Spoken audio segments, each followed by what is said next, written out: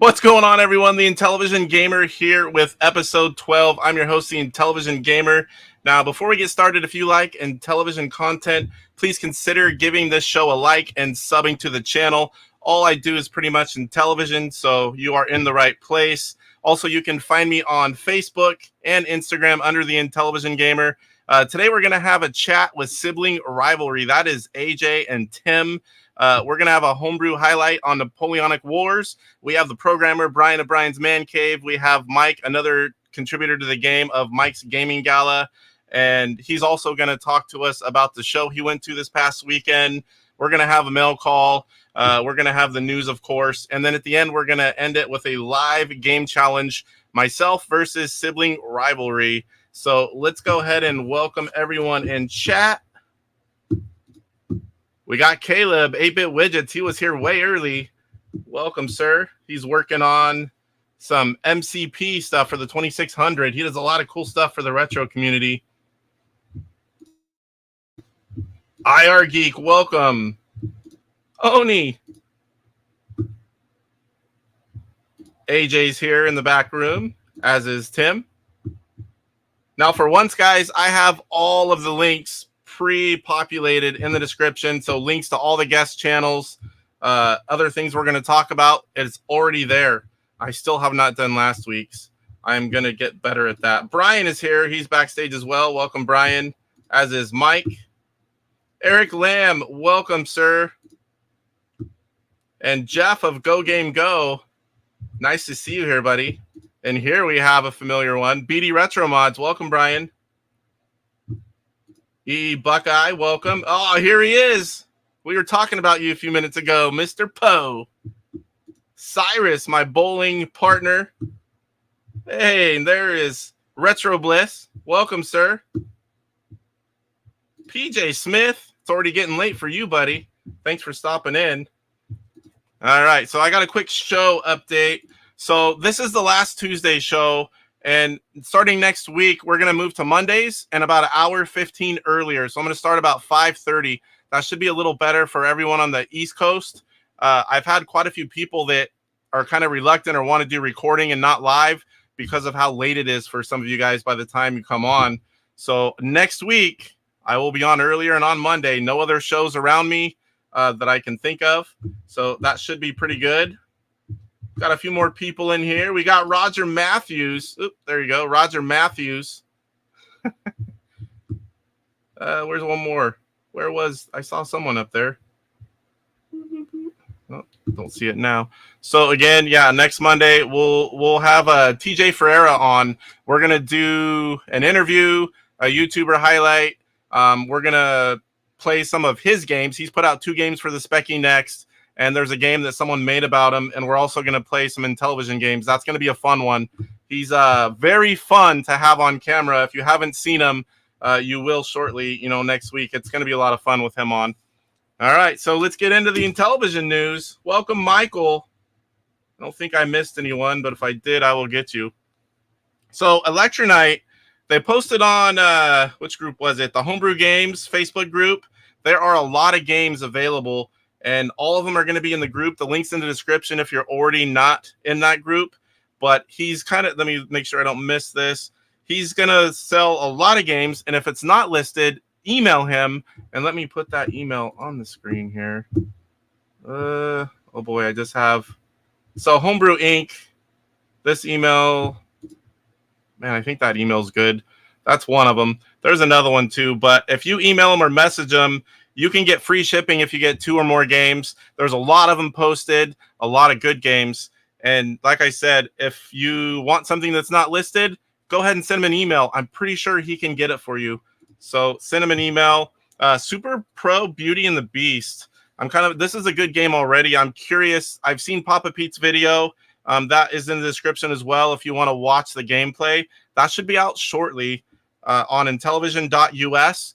And under ROMs, I don't know if it's going to be $5 or free. It depends, when it comes out. I'll let you guys know.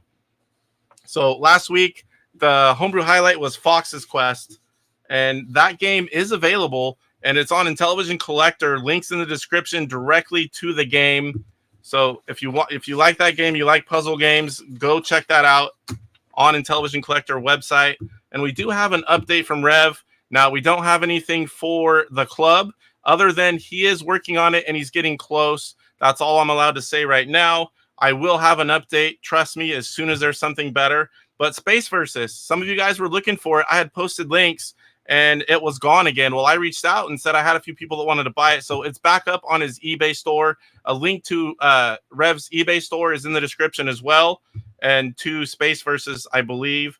So we have Voice Anthology going to be released this spring. Now that is 3 games in 1, hacks of the IntelliVoice games, making improvements as David Harley does.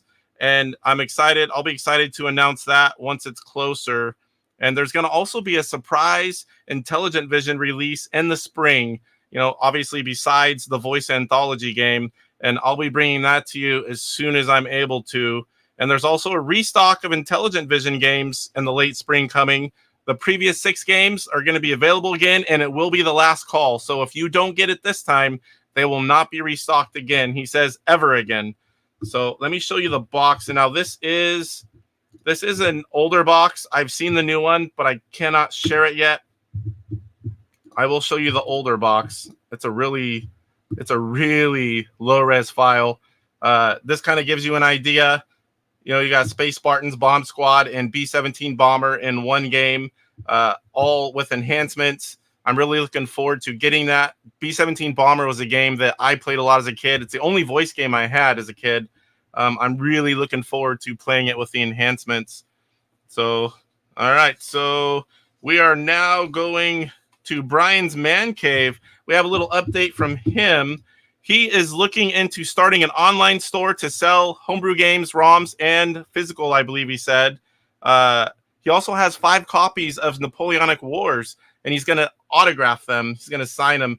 Now, I have reserved that first one. As soon as he told me about it, I'm like, sign me up for that first copy. I definitely want one of those. It'll only be my second game I have signed. I have D2K. I forget. Maybe it's the arcade version. I can't remember which one. Signed by Carl Mueller. But I think that was signed before I got it, so it doesn't really count. So we got an update from Intellivision Collector as well. If you guys haven't seen his email and you are signed up for that, go check the email. Oh, that didn't come off. Go check the email. So he put up a lot of rare stuff. And unfortunately for some of you guys, I already bought some of it. He had a few things that I needed. So he put up Mousetrap, iMagic Overlays 2.0, which that's one of the ones that I bought. I actually didn't have that yet. I think I have 2 of every other copy of the overlay sets, and I didn't have any of that. So Deep Pockets Pool, original white box from Intelligent Vision, that's up. Scarfinger, Intelligent Vision. Secret Government Waffle Project, the rare release, top secret edition. I believe that was from the show. I have one back here if anyone wants to see it. The Intellivision Flashback Overlays with box set. Intellivision trading cards. There's 5 sets, and he has all 5 of them individually or as a 5-pack set. D2K Arcade Special Edition. That one is available as well. And the other one that I bought, the iMagic games on card, whenever they were phasing out the boxes, they put them on cards. And they're not easy to find these days. So I picked up Ice Trek and Dracula on the cards. Those were gone really quick as well. And there are CBS pack overlays among his other items. So check it out if any of that interests you. Intellivisioncollector.com. Link will be in the description for that as well. The Bowling League playoffs. So some of the storms heading back your guys' way, we had a pretty minor storms, but you guys got some big versions. And we had a couple of our guys that couldn't have internet working properly. So we had to postpone it. We should be good for this Thursday. And that reminds me, I want to wish Papa Pete to get well. He's not feeling well. He didn't have a show tonight. So hoping Papa Pete feels better soon. He says we are doing the Bowling League playoffs this Thursday after Go Game Go. And also, one more thing. This Friday on Papa Pete, the 2023 Homebrew Awards. All the results. There's a special show, a special guest. I think C-Mart, Papa Pete, and I can't remember the other guest.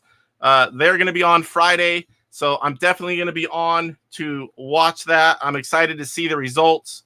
I am on the committee, but, you know, we don't get any of that until you guys see it. So next up, we have to welcome on our first guest, Mike of Mike's Gaming Gala, and he's going to talk to us about where he was this weekend, the Midwest Gaming Classic. So welcome, Mike of Mike's Gaming Gala. Hey, Casey. How's it going? How you doing, sir? So I'm good. You went to the Midwest Gaming Classic. Where was that? I did. It's in Milwaukee. So a couple hours north of Chicago. So can you tell us about the show and what people would expect from a show like this? Yeah, so it was my first time going, and I didn't know what to expect. I had been to Portland twice, and I had always heard, that's the biggest one. That's the one you really want to go to. That's the one that all the Intellivision guys go to, which makes sense. You've got like Luke and C-Mart and all them out in Vancouver area. You've got people on the West Coast like you and Joe. So Portland's kind of the hub for Intellivision. But Midwest Gaming Classic, being so close to Chicago, Stern was a sponsor. So if you're into pinball, they had easily 3 times the amount of free play pinball machines. Oh, nice. They had this really cool big kind of booth that was all decked out in Jaws style. I sent you a picture of that one. And the new Jaws cabinet, there was 2 different versions of the cabinet, got to play both of them. When it comes to, the free play area, I would say it was almost twice the size of Portland's. Oh, wow. Yeah, it was huge. So there wasn't, now Portland kind of focuses more on the retro. And I certainly appreciate that. We were missing a Star Wars arcade. We were missing a Tron cabinet. But the one thing that was really great about this was that they had much more, they had a better mix of modern and the old stuff. One really cool thing they had is they had this VR Godzilla game. And so it's like this little thing that you sit in and you pull the VR goggles onto your face, and the game, you're like in this helicopter, so you're holding onto the turret, and this whole thing moves, and it's got fans, so when the helicopter dives, the fans get even faster. And it was absolutely incredible. It was absolutely incredible. It was really cool. As far as their their console section, they had a better variety of consoles, but not as many seats. So whereas in Portland, you would have like 15 Super Nintendos that people can sit and play at, here they had 2.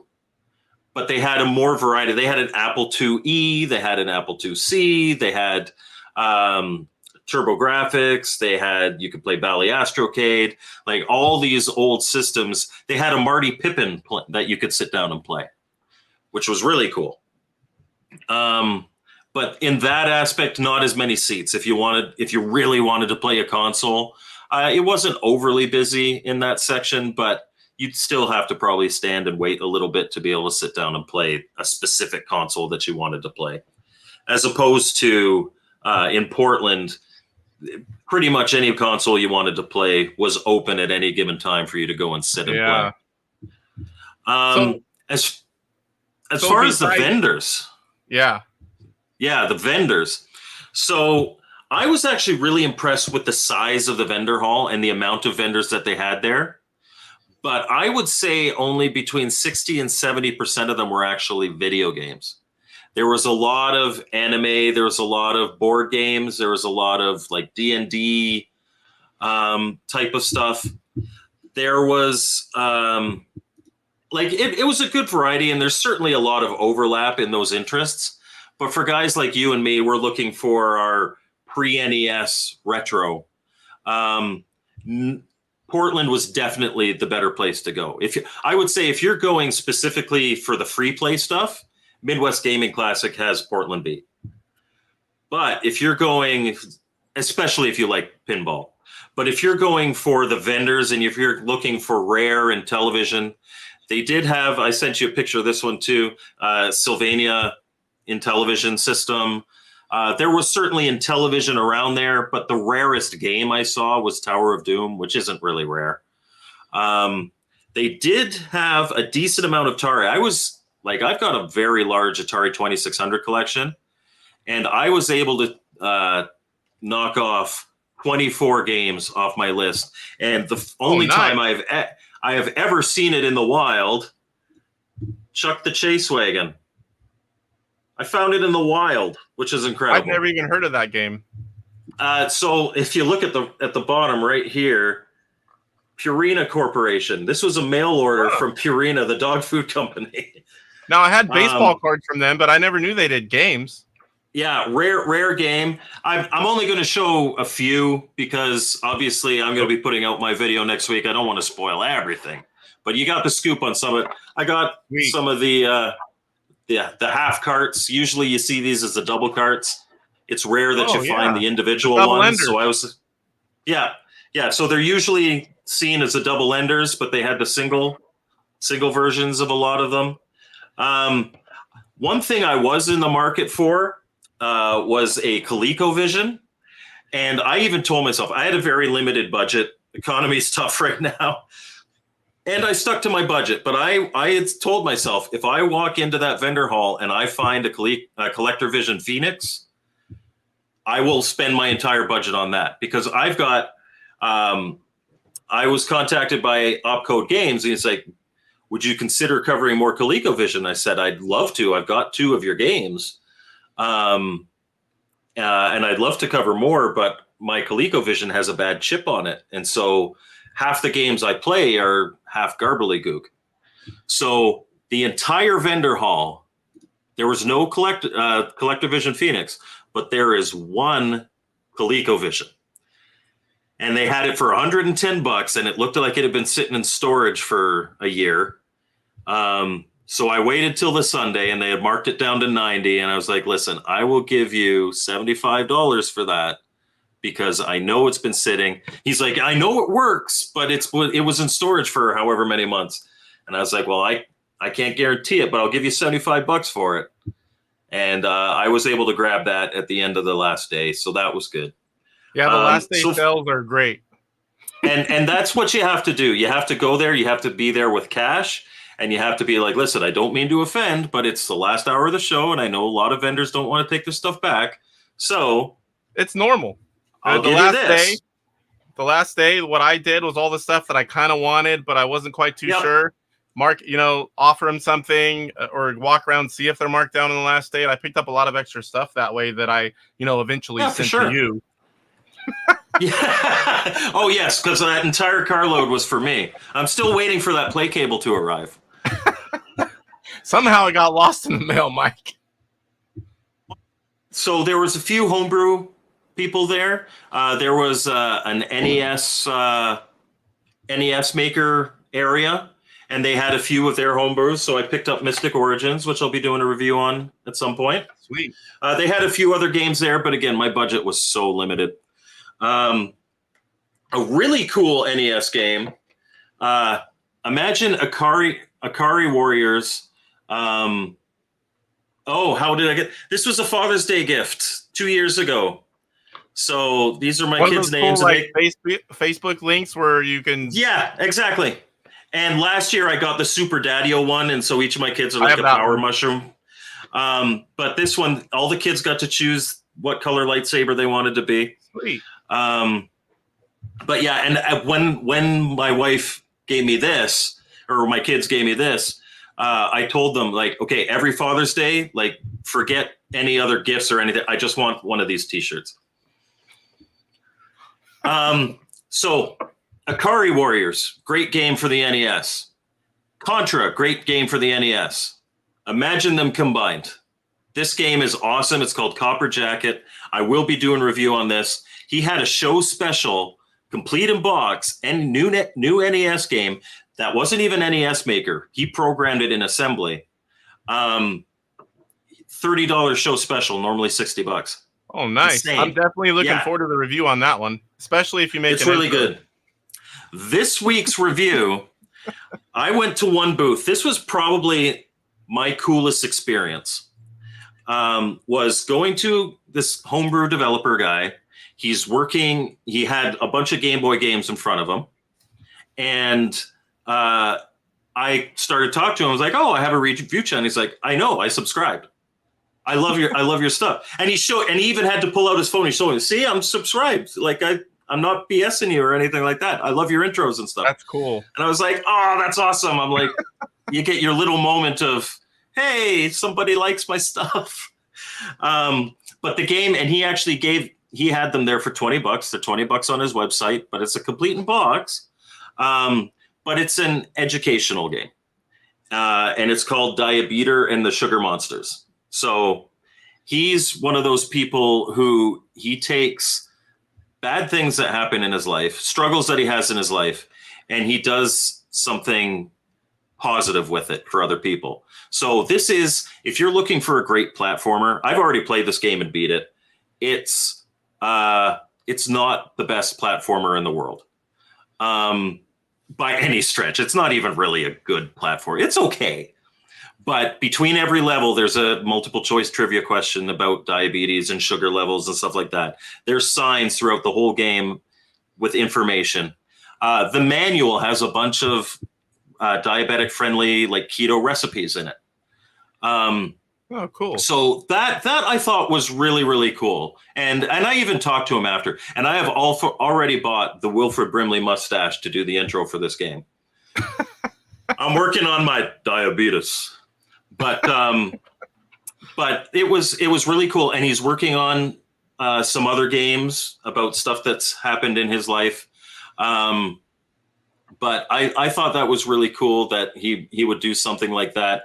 And, we're all, and the way I view it is like, if you're watching my channel, if you're watching your channel, you're a retro gamer. And if you've got any child in your life that's been diagnosed with diabetes or is dealing with a parent that has diabetes or something like that, and you want to share both retro gaming and, a nice approachable, informative way to talk about it, you sit down with a Game Boy and your niece or nephew or your kid and you play this. It's kind of beautiful, really. It's a great thing. Like I said, it's not a great game, but kids will like it. It's a kid's game. So it's a good story thing, and you learn from it. My kids watch Darman videos. It's kind of like that, but when a game form, maybe. I wouldn't even go that far. Like the Darman stuff is pretty like, oh, your mom threw your Xbox out, but you were going to make $10 million on it. Like, that's kind of silly. But it's informative. And even like as a non-diabetic, I was playing it and I was learning some things like monk fruit is a great sugar substitute. I didn't know that. I've never heard of that one. And I'm not diabetic, but, like most people in North America anyway, I could stand to lose about 20 or 30 pounds. So I'm going to try some of the recipes in there. I'm going to try some monk fruit. Yeah, why not? Healthy lifestyle, supporting game. That's kind of cool.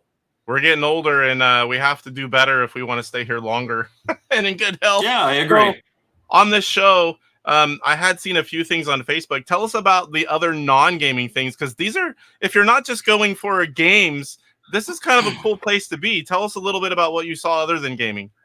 Yeah, so they had like this Star Wars medieval fighting area where they would put on both shows and, kids could participate.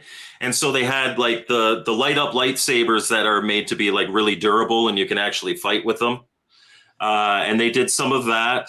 You could watch, obviously not as big an area by any stretch as in Portland, but Tetris World Championship circuit.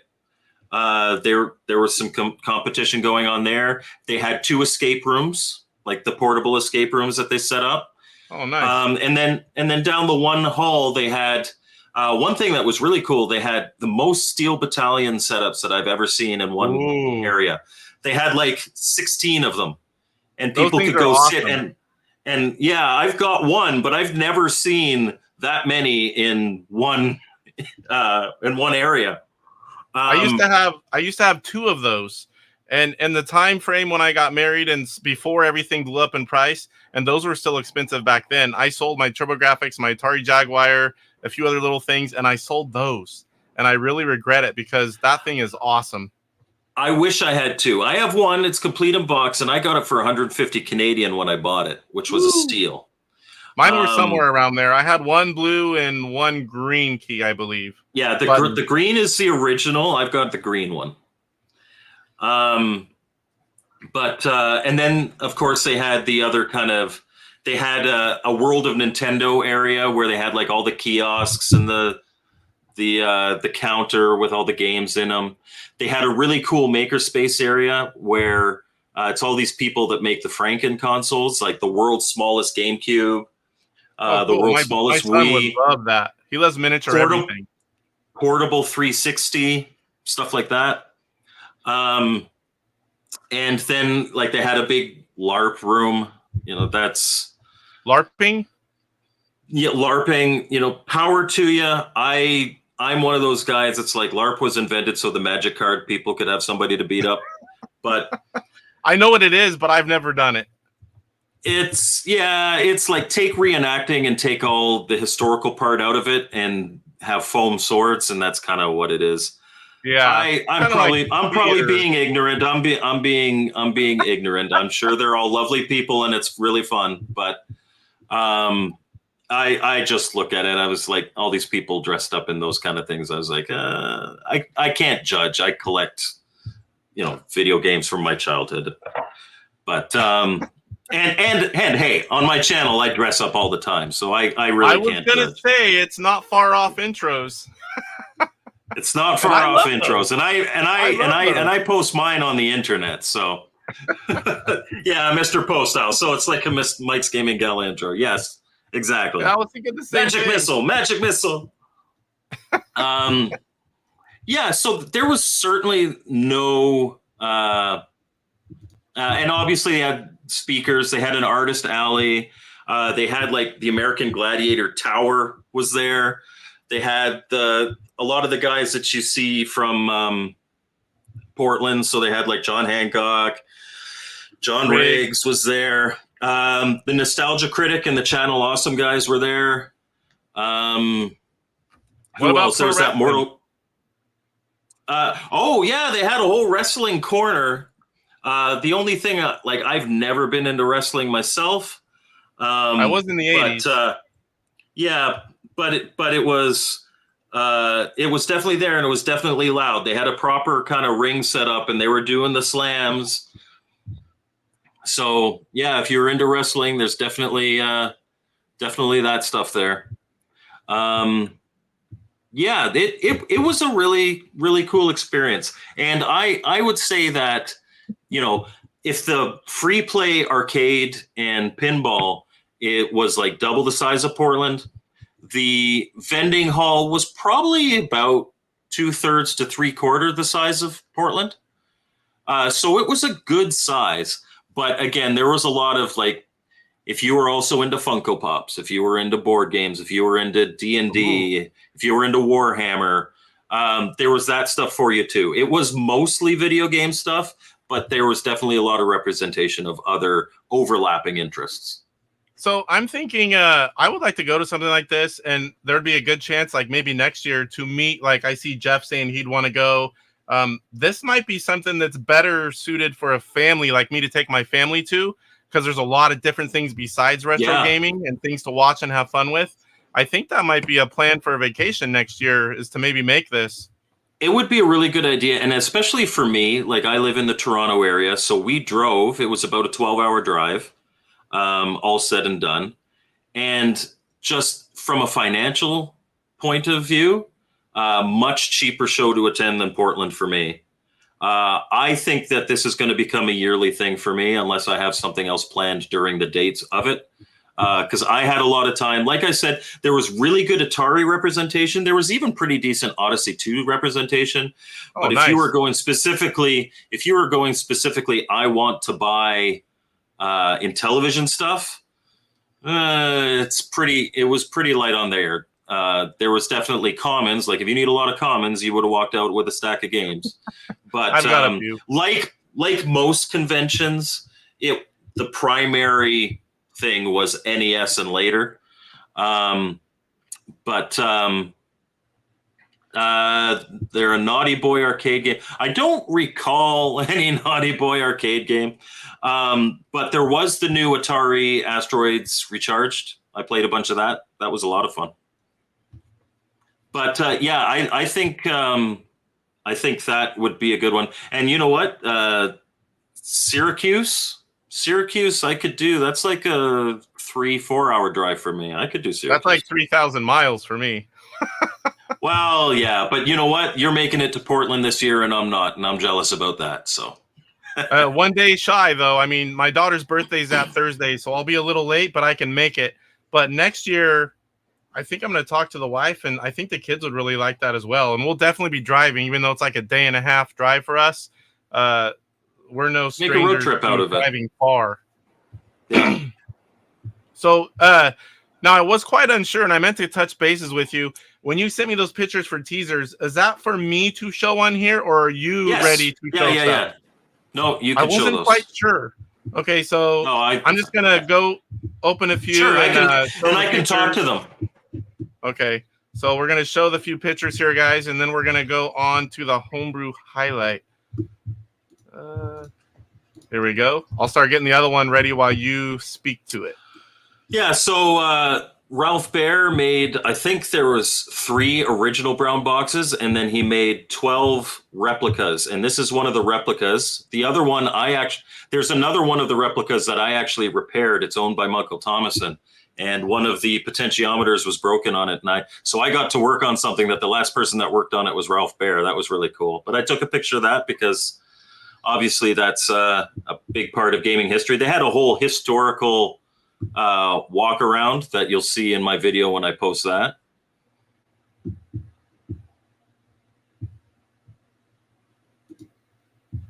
Next one. Yeah, sorry. If I stop talking, next one. I didn't know if you were reading. I wasn't sure if you were reading the comment or. Oh no! Is there a comment there for me? Just in general, I wasn't sure what you were. There's a beat 'em and eat 'em sit down cab set to free play here on your show. I threw that up just for Poe. So they also had. So these are pinball. Like they had the history of pinball section. And I got to play these, and it was actually really, really cool because these are pinball machines from like the 20s and 30s. Oh, nice. And it was very, very different. So it's like these little pins, and you don't have flippers. You're just trying to adjust your plunger to shoot at the right distance to get inside. I'm going to pop up the same certain thing, points.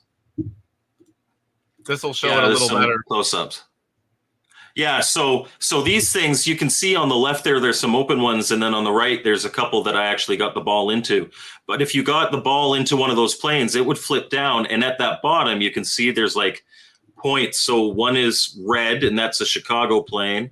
One is Philadelphia, and the other one is Boston, I think I got.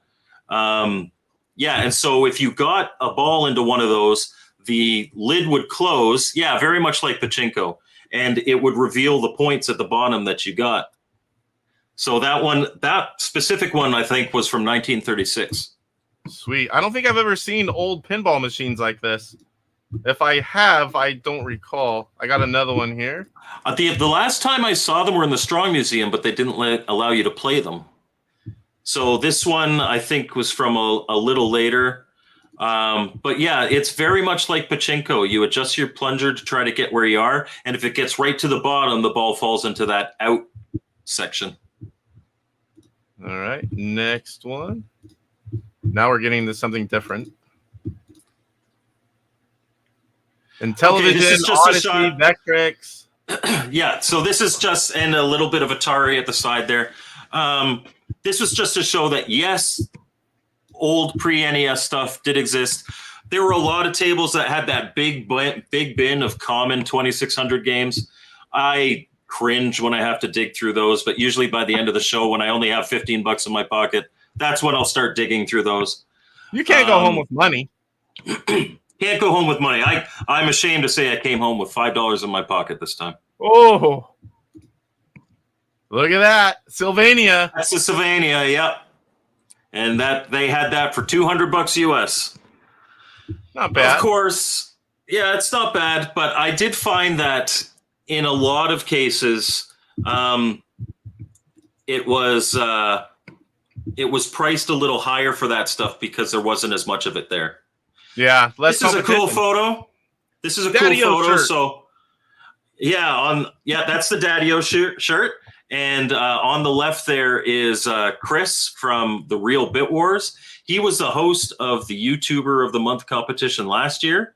And obviously I am the host of the YouTuber of the Month competition this year. And it was really cool to talk to him. He was such a cool guy. We could have talked for the whole weekend. We ended up talking probably for a couple hours between the 2 days. And it was just really nice talking to him about video games, talking to him about, hosting the YouTuber of the Month competition, all that good stuff. And I don't think we mentioned you are YouTuber of the Year. I was YouTuber of the Year for 2023, which means I'm hosting the competition this year. Yeah. Okay, let me bring up the next one here. Yeah, 200 for Sylvania is not bad. I understand that, but at the same time, I am cheap. You have to understand that, I've got a massive collection. I've got a massive collection. I'm approaching 6,000 games on something like 82 systems, but I bought almost all of it over a decade early ago. on. So my brain is still in those prices. This is that Godzilla VR. Just so awesome. And it had these big screens behind the chairs so you could see what the players were seeing while you were waiting to play. It was really cool. Oh, I'm falling behind here. Now there's too many open. That one's shared. Oh, dear. 1 second here, guys. I thought I was going to make that, but there's too many. There we go. All right. I've got the next one ready. I need to figure out a way where I can open all these and just kind of scroll left and right. I don't have anything yet. That would be so much easier when I get that, when I'm showing off pictures like this. That's the Asteroids Recharged cabinet from Atari, one of the new ones from Atari. My brother and I played that one. That's actually a lot of fun. I really like this version of Asteroids. Solid cabinet. I haven't played that one. It's a solid cat. Well, it's brand spanking new. Oh, brand spanking new. I think Atari announced them like a few months ago. So it's a lot of fun. You'll enjoy it when you do get to play it. I don't know what kind of headset Godzilla VR was running on. It might have been a custom thing. I didn't notice any branding on the headset. Next one coming up here, 34. Okay, so this is, you can see all these Jaws cabinets. That's a brand new pinball cabinet. And they had like the Amity Island poster there, the beach closed thing. Cool themed booth. They had the Jaws music going. They had the blue lights, and they had kind of like the effect of water on the blue lights. It was really cool. All right, next one. Only two more. And I lost which one it was. 33. It shows them all, and they're all open. There we go. Oh, Flintstones. That's cool. Flintstones pinball. I had never seen this cabinet before. That was really cool. I've never seen that. Yeah, I liked that one a lot. It wasn't on. You couldn't play it, but just there to look at. Yeah, it was cool to see. And I think this last picture, I know what it is. You also couldn't play this one. Oh, never mind. That. You could not play this, obviously. This was part of the museum section. Yeah, the Atari remote control video computer system. So basically a 2600. You could almost call it a 2600 plus, but had the remote joysticks. Never went to actual production, so there's only a few of them out there. But they had one there, and they had the sample box art with it. I think that was the last picture. So cool. They also really had. Cool. I thought I had sent you. They also had a man-eater cabinet, the one that looks like a shark, and its mouth is open, and the screen's inside its mouth. That was really cool. Maybe it was I missed it, but on the Jaws face. See it. I'll have to watch your video for that one. Yeah, you'll have to watch my video next week. Anything else before we move on to the homebrew highlight? You've definitely got me sold. I'm going to talk to my wife, and I'm really going to try to make a plan for next year. And if not, definitely the year after. It's a solid trip. I think it's going to become an annual thing for me. Absolutely. I'm not going to be able to get away twice from the family. PRGE is something I go to every year. I'm not going to miss that to go somewhere else. But if I can find a fun family thing where we can go see, halfway across the United States or farther and see some other cool stuff and go to a gaming show, it'd be a good vacation. And not too far. I think it's probably an hour, maybe an hour and a half drive from where it is. There is a Six Flags, so you can combine that. Oh, nice. Too. We have one about an hour and a half from us. But this is a different Six Flags. You got to hit them all. Yeah, I love roller coasters. Kind of like shooters. Sean, this was the Midwest Gaming Classic in Milwaukee. Sean, this is fairly close to you. If I go next year, you're going to have to go also. Sean's my good buddy from decades ago. We used to cost each other a lot of money in the early days of eBay collecting Intellivision. That's how we met. And then we started talking. Yep. Shooters. Sean's a cool guy. All right. So that's very cool. Thank you for coming on and showing some pictures and telling us all about that show you went to this weekend. I really appreciate it. So now let's welcome our next guest, because you are a part of this one as well. So we are going to move on to the homebrew highlight, which is Napoleonic Wars. Let's welcome the programmer, Brian of Brian's Man Cave. Welcome, sir. Hey, how's it going? Thanks for having me. Pretty good. How are you? Good. That was our longest news segment ever, but that was really cool to have firsthand info on the show. Very informative. So we are going to talk about Napoleonic Wars. Do you want to briefly tell us about the game a little bit, and then I'll show it off, open it up, show every component? Sure. So Napoleonic Wars is it's a board game style of game. And the theme is obviously based on the Napoleonic Wars. And so when I originally programmed this, it was pretty much just a Stratego,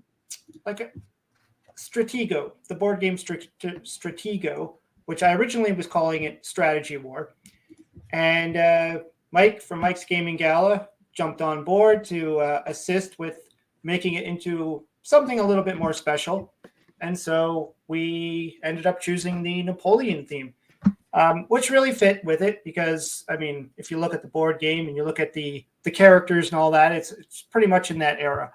So, we decided to just kind of take the game I already had programmed and just add a lot more to it, a lot more graphics, some sounds, music, a lot of music tracks, which Mike was, the key person there to coming up with. I'm a history nerd, so I made sure that they did it right.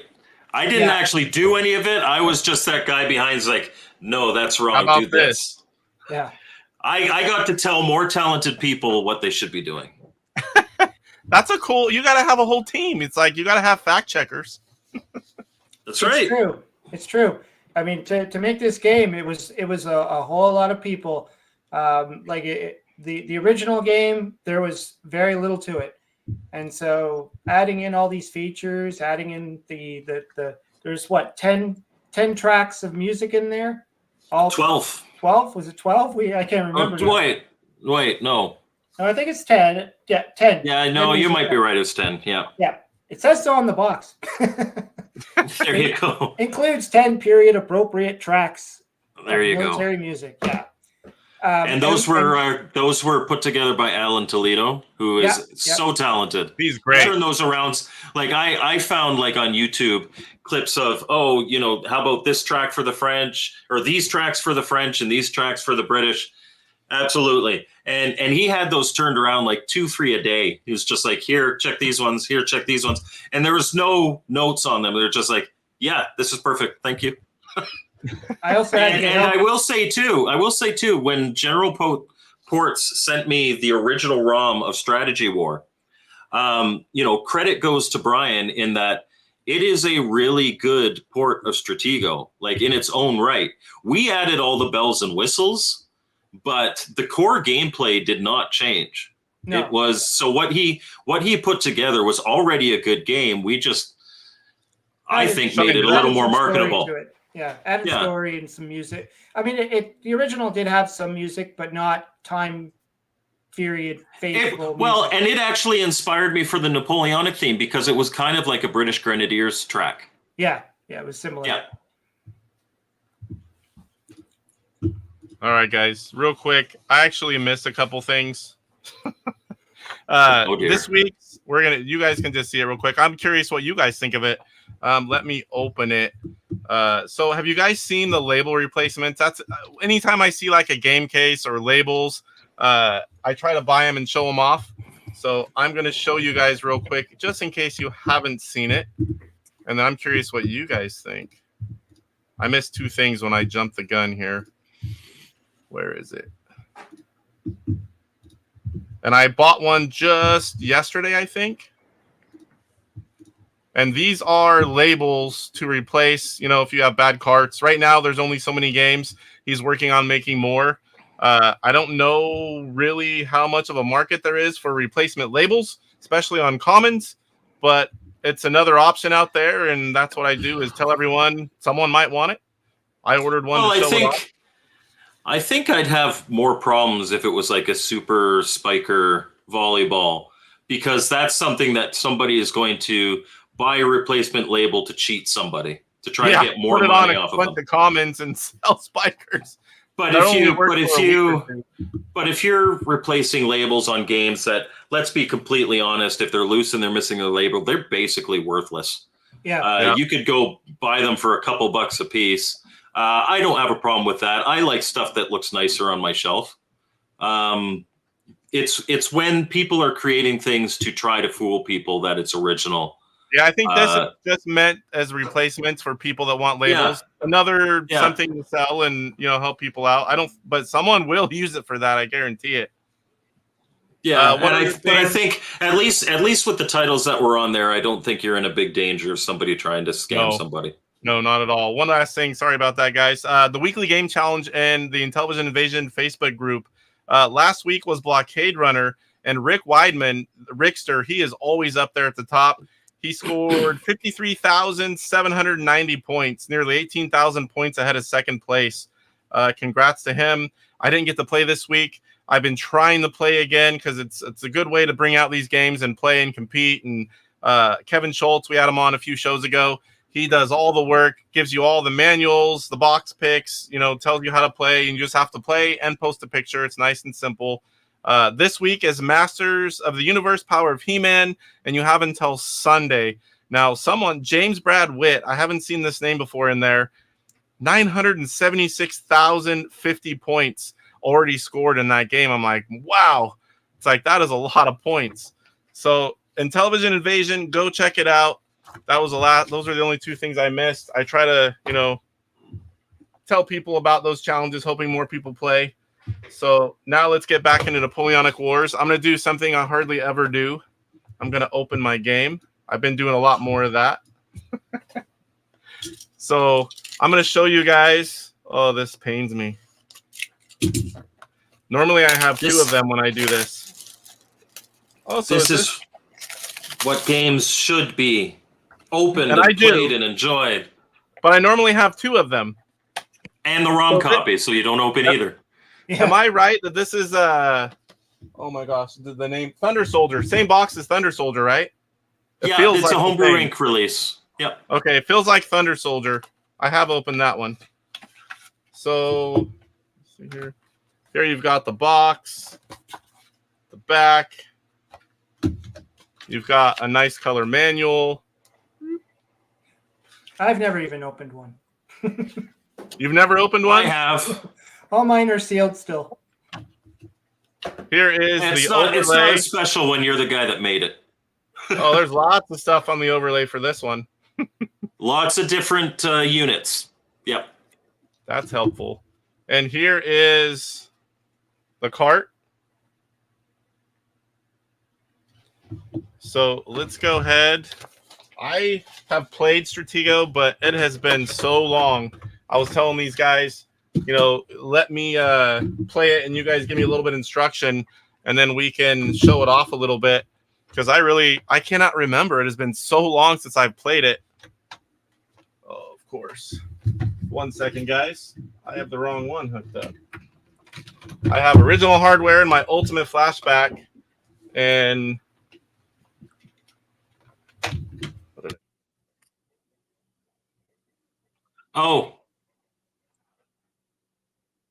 I think you knocked your mic off, Casey. Uh-oh. okay, we better? There you go. We can hear you now. So when I grab the Retro Tink, I touch the Wave XLR, and when you touch the top, it mutes it. So as soon as I heard you say that, I knew what it was. Do me a favor. Show both overlays. Oh, they're different. They are different. I've been reminded by chat. So one is French, one is British. Huh. The flag in the bottom. Yep. Yeah, you can see the flag right there at the bottom. Yep. Going the wrong way here. So I did not even notice put the right one in your controller. Which one am I putting in? British. All right. Uh-oh. Boy, I'm just too many cables everywhere. All right, so I'm going to switch over, and then you guys can tell me what to do, much like my wife does. She tries. I don't usually let her. All right.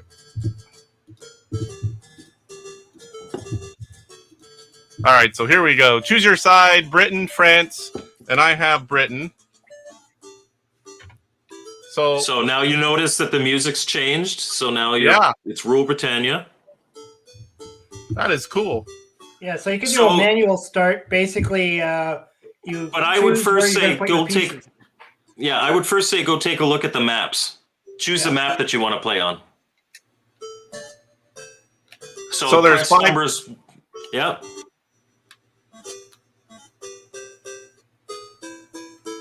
So those water areas you can't pass. So this is kind of a free-for-all map. You can cross the little rivers, but you can't pass the lakes. Which one would you recommend? Well, it's number really one is a standard Stratego map. Yeah. Okay. Select. This skill standard. That makes it a different game from Strategos is you get the different boards. Yeah. So easy, standard, and hard for skill levels.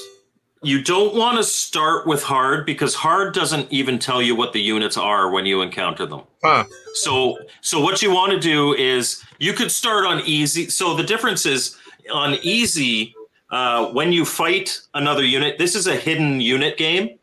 So you will have different numbered units and they will be encountering different numbered units on the other side, but you won't know what they are until you encounter them. So if you have like a 5 and you go against somebody else and they're a 6, your guy dies. But if you have a 5 and their guy is a 4, their guy dies.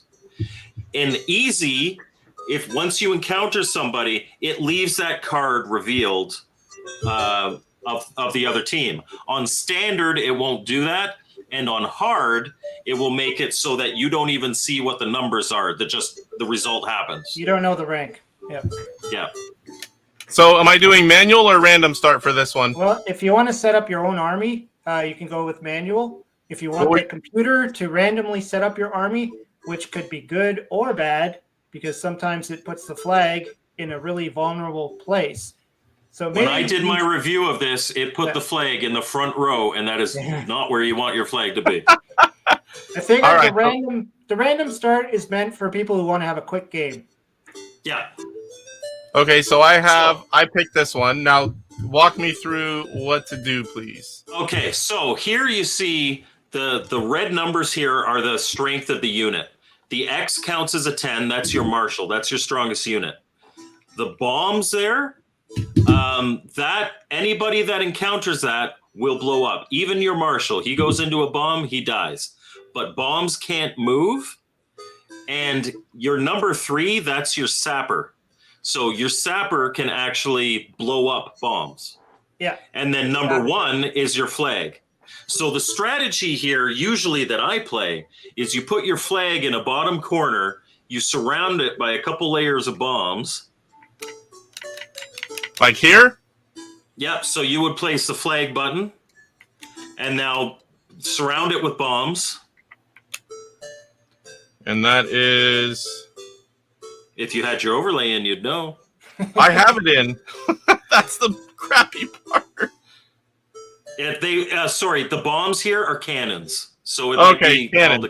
Yeah. I'm like, I am not seeing bombs. So all the way around it? Yeah. They're Yeah, bombs all in the way original around game. it. And then what I would do is I would also, because you've got 3 more bombs, I would put one at the very top there above the flag. So like 2 more over. Yeah, there. And I put one to the left of it.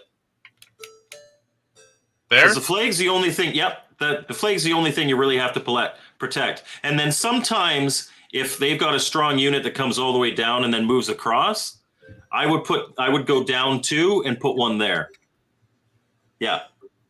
You just don't want to put then too many bombs in your front row because you'll block yourself from being able to get through. Yeah, because you can't move. Okay. Now, for your front rows, you want a mixture of scouts. So scouts move faster. They're your 2. Yes. You want some sappers, maybe a little bit behind them, so that when you encounter bombs, you can send sappers to blow up bombs. And then you want a mixture of stronger units. Now, there's one more special unit that we haven't talked about, and that's the 1. That is your spy. The spy? He dies when he fights anyone except the marshal. He can kill the marshal. Okay. So you want to keep him probably in your second row, because if you encounter the marshal, the enemy marshal, you want to get him there and attack the marshal with him.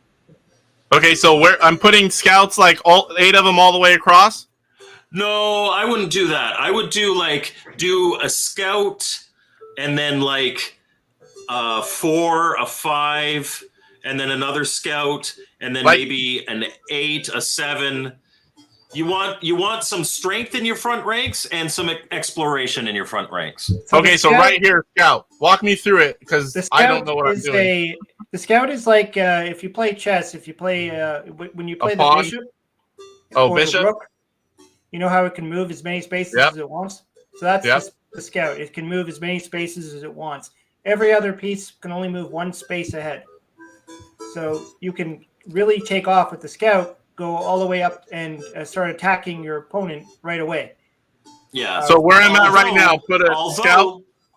Although the scout is weak, it's probably not going to win its battles. You use that to test what your opponent's pieces are. Yeah, it's likely that it'll let's go get all the killed. way to the left. It's likely that it'll get killed, but the scout could also hit another scout and take the other scout out as well. So okay. Here, let me give you kind of a standard layout. So do your number 2 here. Move to the right. Do a number 4. Move to the right. Do a number 3. Drop an 8 here. So now what you've done is you've got a scout that can probe. You've got a 4 that's going to beat all his low scouting units. You've got a 3 to take out any potential bombs. And then if he has some bigger units, you have an 8 to fight them. Okay. So right here, I'd probably put another 2. And then probably a 6. And then right here, drop another 3. And then what I like to do is, like, on one flank, I'll put my 9 there. And then I'll put, like, a 2 and a 3 to the right of him. And that's what my front rank will look like. Something like that. Now, in the second rank, somewhere in the middle, you want to put that 1. The 1? Yeah. Because that's going to be, if you encounter the marshal. If you encounter the marshal and your spy is trapped somewhere, you have to pray he hits a bomb, or he's going to just tear through your army. Yeah, drop a number 2. Drop a deuce on that one. All right, so Ryan, why don't you help him out with the second rank here? Well, I mean, this is where the strategy comes in. I mean, you have to. I don't know. I don't have the strategy like Mike has. So. Okay, all right. So here, you right now your left flank is a little light. You want to drop maybe an 8 here. Give a 3. How about a 4 here? And then a 5. Move over. Here's where I'd probably drop a 7 here. Drop your marshal here. Yeah, I was going to say the marshal needs to go somewhere on this row because when you need them, you need them. and then here maybe you drop you put a 4 here. And then the rest doesn't matter so much. You've got a lot of extra scouts, but honestly, we're probably not going to use them. 3rd rank tends not to get out there unless something big is attacking you. So I'd fill this rank with 5s, 6s, and 7s.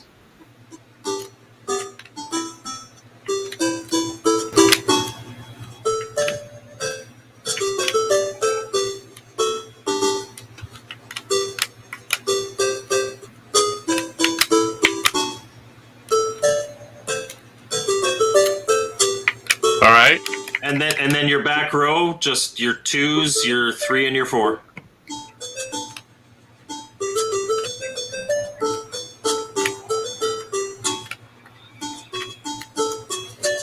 Now the other side populates. Yep. Sir Arthur Wellesley, the Duke of Wellington, is ready for battle.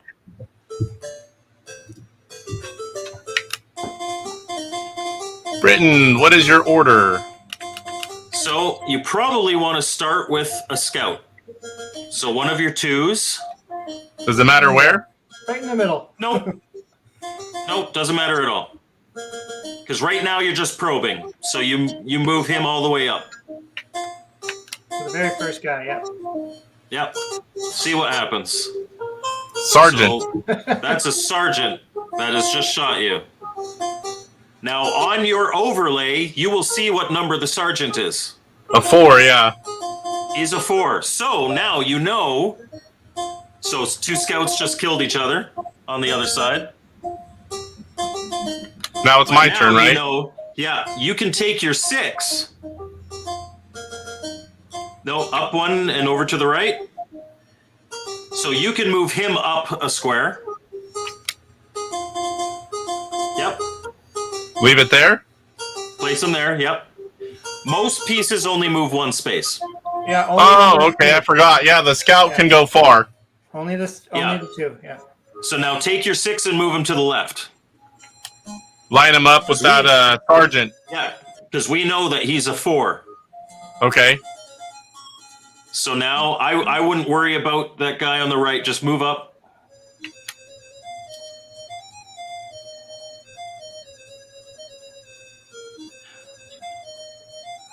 Okay, and now take that 6 and move up. And it's really nice. We know any piece that he moved is not a bomb. Oh, okay. So your captain killed his sergeant. And now what I'd probably do is just leave your captain there until you find out what's around him, because that could be bombs. Yeah, it's a good idea to keep in mind that the pieces that are not moving. On the right, so now here's where some of the strategy comes in. See, he's moved that piece right in front of your 2. Yeah. You could waste a turn and try to find out, but in all likelihood, he is going to attack that 2 with whatever that is.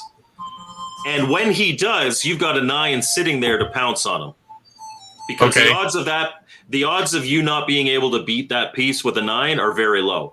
So I wouldn't even worry about that side. I would probably take your 8 on the far left and move him up a square. 8, move him up? Yep.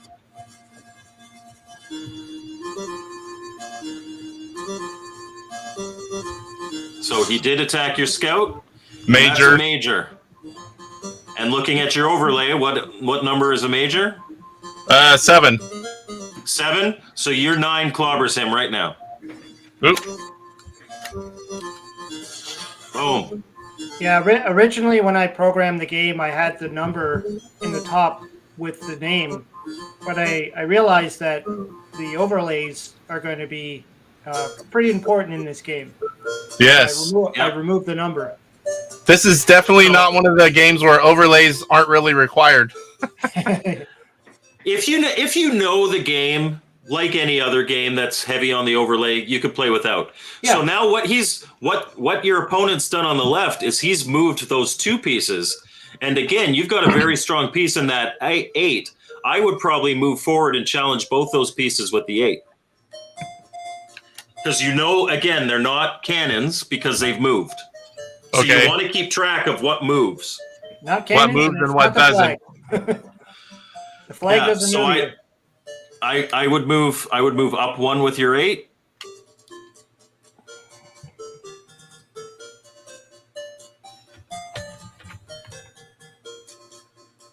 So he attacked.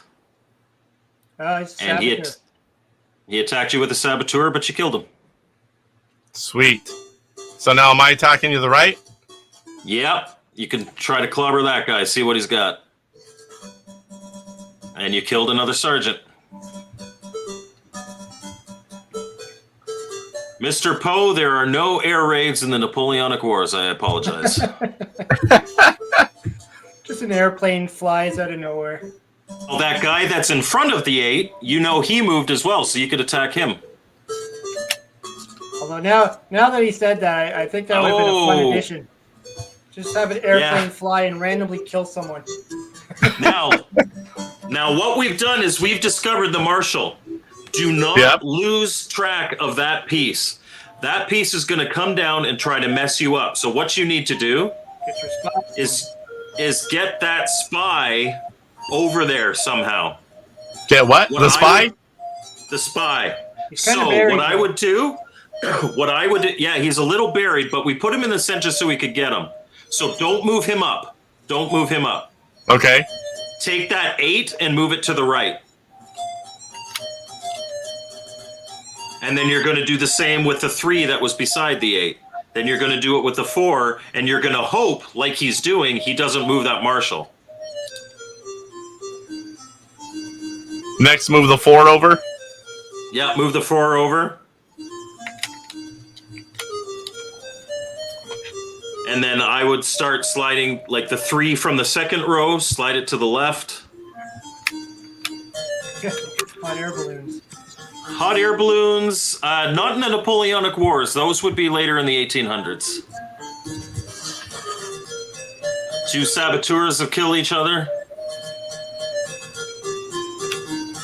So now take that 4 from the second row and move it over.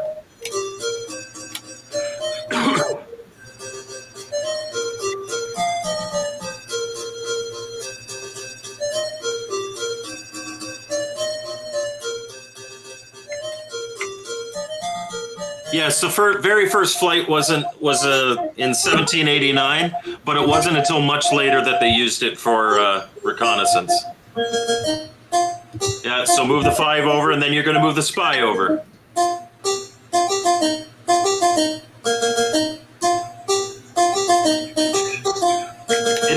It is possible I'm wrong, Curtis. It happens from time to time. Now take that 8 and move it down.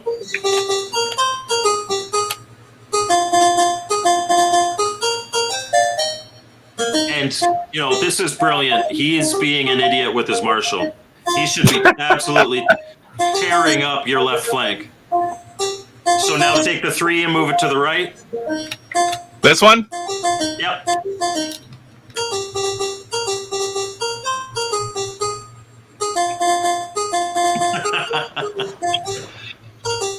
Now move your spy up. We're going to move both him and the 4 to the left.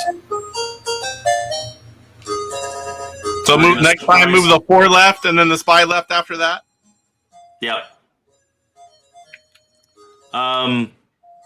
So I don't know which Marshal that is. Could be Marshal Ney. Could be Napoleon himself, but he's going to get a real good surprise.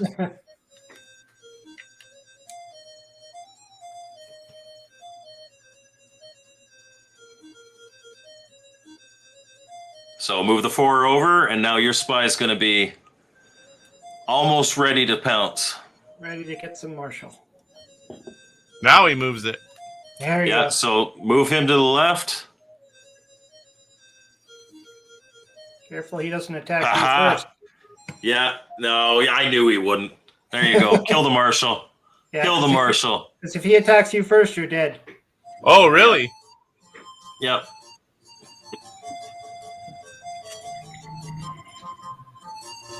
No more Marshal. Now take your 7 and smack whoever's in front of you there.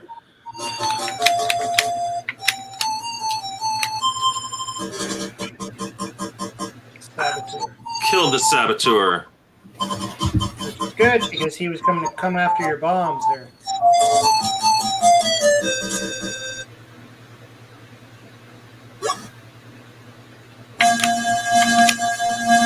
Smack him with the 7-2. Why not? Scout.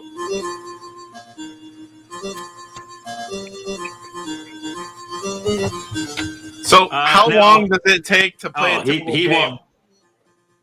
It depends. Well, because we don't know where the flag is, it could be a short game or it could be a long game because the flag could be in the front row.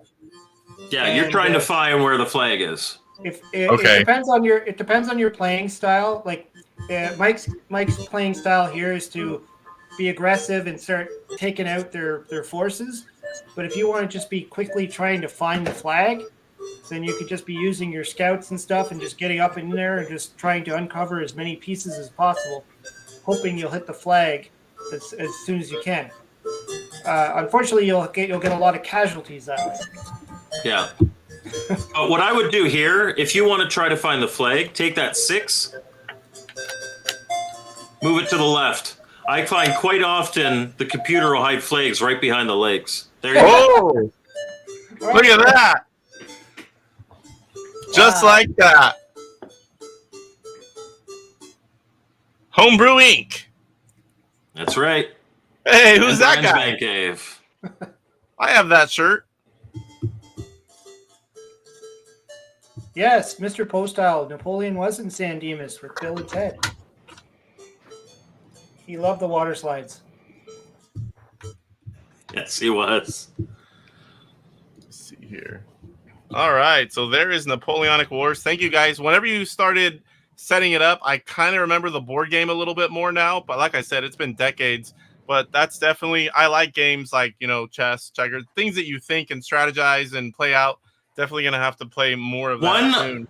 One unintended but really cool thing about the random start is it's almost like a challenge mode because undoubtedly the computer will do something stupid with your units.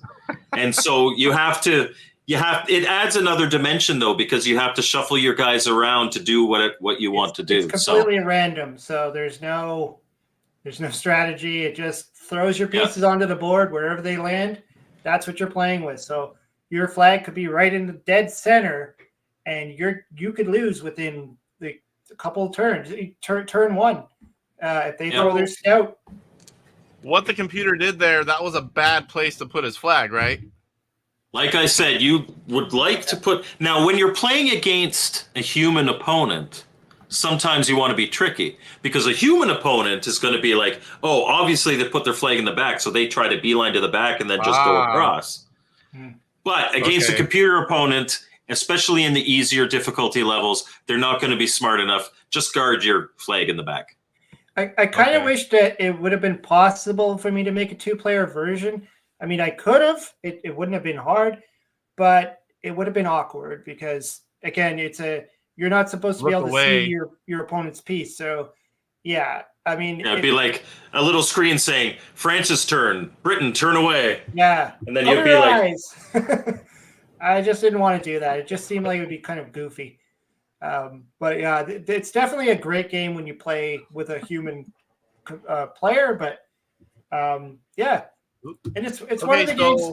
Like I did this one as well, Traffic Jam, which is also a strategy board game. And this is a 1-player game, so you don't have to worry about that. And they fill the I've same played kind that of one. need. When you're sitting down after a long day at work, you want to play some Intellivision, and you don't want to be like intense doing your, testing your reflexes and all that. You just want like a nice little puzzle game or a little kind of board game thing, strategy. Like I actually really like playing this one if I want to play some games, but I'm a bit tired because there's no pressure on. There's no rage reset here, right? Like you're playing your strategy. It's a very good game for that. You're not on a clock. Yeah. You could actually sit there and think about it. You don't have to be like, I almost considered that. I was like, should I put a timer to say you got like 3 seconds to make your move or something? But no, I just keep it casual. Keep it Mr. fun. Poe style.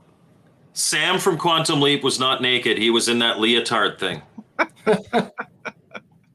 So there are copies available, and I posted it up earlier, but this is how you order Napoleonic Wars. Now, Brian, how close are you to selling the signed copies? Is that something that you wanted to talk about or not yet? Yeah, so I've been trying to figure out how I want to do this. I think at first I'm going to have to find a good marker that I could use that'll show up here, maybe a silver one or something. And like I said in my post, I'm not sure. Maybe it'd be better to take the seal off and sign it, or because I'm worried if I sign it on the seal, it just wipe off. Then right? you open it. Yeah. Signed copies should be on the box. Yeah. So that, and I'm going to number them. I'm going to do 5. 5 will be it. I'm not going to do any more after that. So 5 copies will be signed. And then eventually I'm going to start selling the games myself as well. So you can get them from Homebrew Inc. But in the future, I'm already working on a website to start selling my games. I'm going to be selling the ROMs, not Napoleonic Wars. I can't sell that ROM. But all the other games that I have, like Traffic Jam, Keystone Cops, Fast Food, Rags to Riches, all my games, I'm going to have the ROMs available. And I'm going to start selling the physical copies as well, because I'm getting a lot of requests from people asking when my games are going to be available. So I'm working with Intellivision Revolution. He's going to provide me with the games, and it'll be pretty much exclusive through me for a good while to buy the game. It'll be nice to be able to pick up either the ROM or the complete in box. I know there's going to be a lot of people happy to see that. Yeah. And I don't know if the other games, if I'll do any signed copies of those too, but we'll see what we can do. Yep. If you sign them, I'm good for the first one. All right. Well, I appreciate you guys coming on and spending your time to show off Napoleonic Wars. It's a great strategy game. There's still copies. I suggest you pick it up, especially if you like what you saw. It's like I definitely now I kind of would want to have it for the the Homebrew highlight and have you guys on like this before I played it. But now that it's open, I can start playing around with that because I love strategy games. So I appreciate and I will say a lot of people are looking at it and they're like, oh, it's just Stratego. This game is a lot better than it comes Stratego. Across, I think. It's I like how it has you've got the extra maps, you've got the 3 difficulty settings, you've got that random mode that adds new challenges every single game. It's a much better game than I think it's getting credit for. So I hope it does well. I hope all 5 of the signed copies from Brian. One's already gone. One's already gone. Yeah, there you go. And if nobody buys one of them, I'll probably buy 2. But I'm sure they're going to sell. I'm sure they will. All right, guys. Well, thank you so much for coming on. And what do you guys have coming up? Do you want to promote anything coming up on your channels? I already talked about the review. I'll have the Midwest Gaming Classic video next week. But aside from that, if anybody has any interest in participating in our YouTuber of the Month competition and voting for one of the candidates there, I obviously encourage that community. Absolutely go in there and participate. Brian? I don't have anything that I could really say right now. Nothing planned? I definitely I'll probably do a video about the signing, so look out for that. That's a good idea. And maybe I'll even sign them on the video. Hey, that's cool too. And I'm also going to do a video about the store that I'm starting to set up and work on. And Magic missile. Get that stuff going. But yeah, very cool. Other than that, my videos have kind of been just when inspiration hits, the video comes out. Yeah, I used to have videos all the time, and then now you're doing something else we really love and making games. There's only so much time in the day, but for a while you weren't having videos hardly at all, so you've kind of got a good balance going now. Yeah, finding the time is the issue, definitely. I mean, working full time, and then I have to decide what I want to do. Do I want to make I'm actually working on a game right now. I have not told anybody what it is. It's a Commodore 64 game that I play a lot. Used to play a lot. That's all I'm going to say. But I'm getting to a point where I'm starting to feel real confident that it's working and it's looking good, and I think people will be excited about it. So let me guess. Sweet. Rags to riches 2, riches to rags. No. I challenge people to play this game because I had a heck of a lot of fun playing this game when I was a kid, and I had a heck of a lot of fun programming it. So it's going to make you think. It's not a game you can just put in and just play like whatever. You got to think about it, and you got to spend the time and figure it out. But it's a fun game when you start to get used to it. I will, we sir. got people guessing over here. Laurel and Hardy game. All right, guys. Well, I'm sure I will see you guys soon and have you back on whenever you guys are willing and there's something to talk about. But I thank you for coming on, and we are going to move on to mail call, and then we're going to move on to our next guest. So I thank you so much, and we will talk soon. Take care, everyone. Thanks. All right, guys. So got a real quick mail call here. Again, not so much. I do have some more stuff on the way. And, some of this stuff isn't in television, but I do have a Polymega set up, and I haven't done a video on it yet. I've been kind of waiting for some extra time, and I wasn't sure about these. I bought an 8BitDo controller for the Super Nintendo, so you can have a wireless control pad. And this was just the receiver, and it lets you use other controllers. So I kind of wanted two options to test out.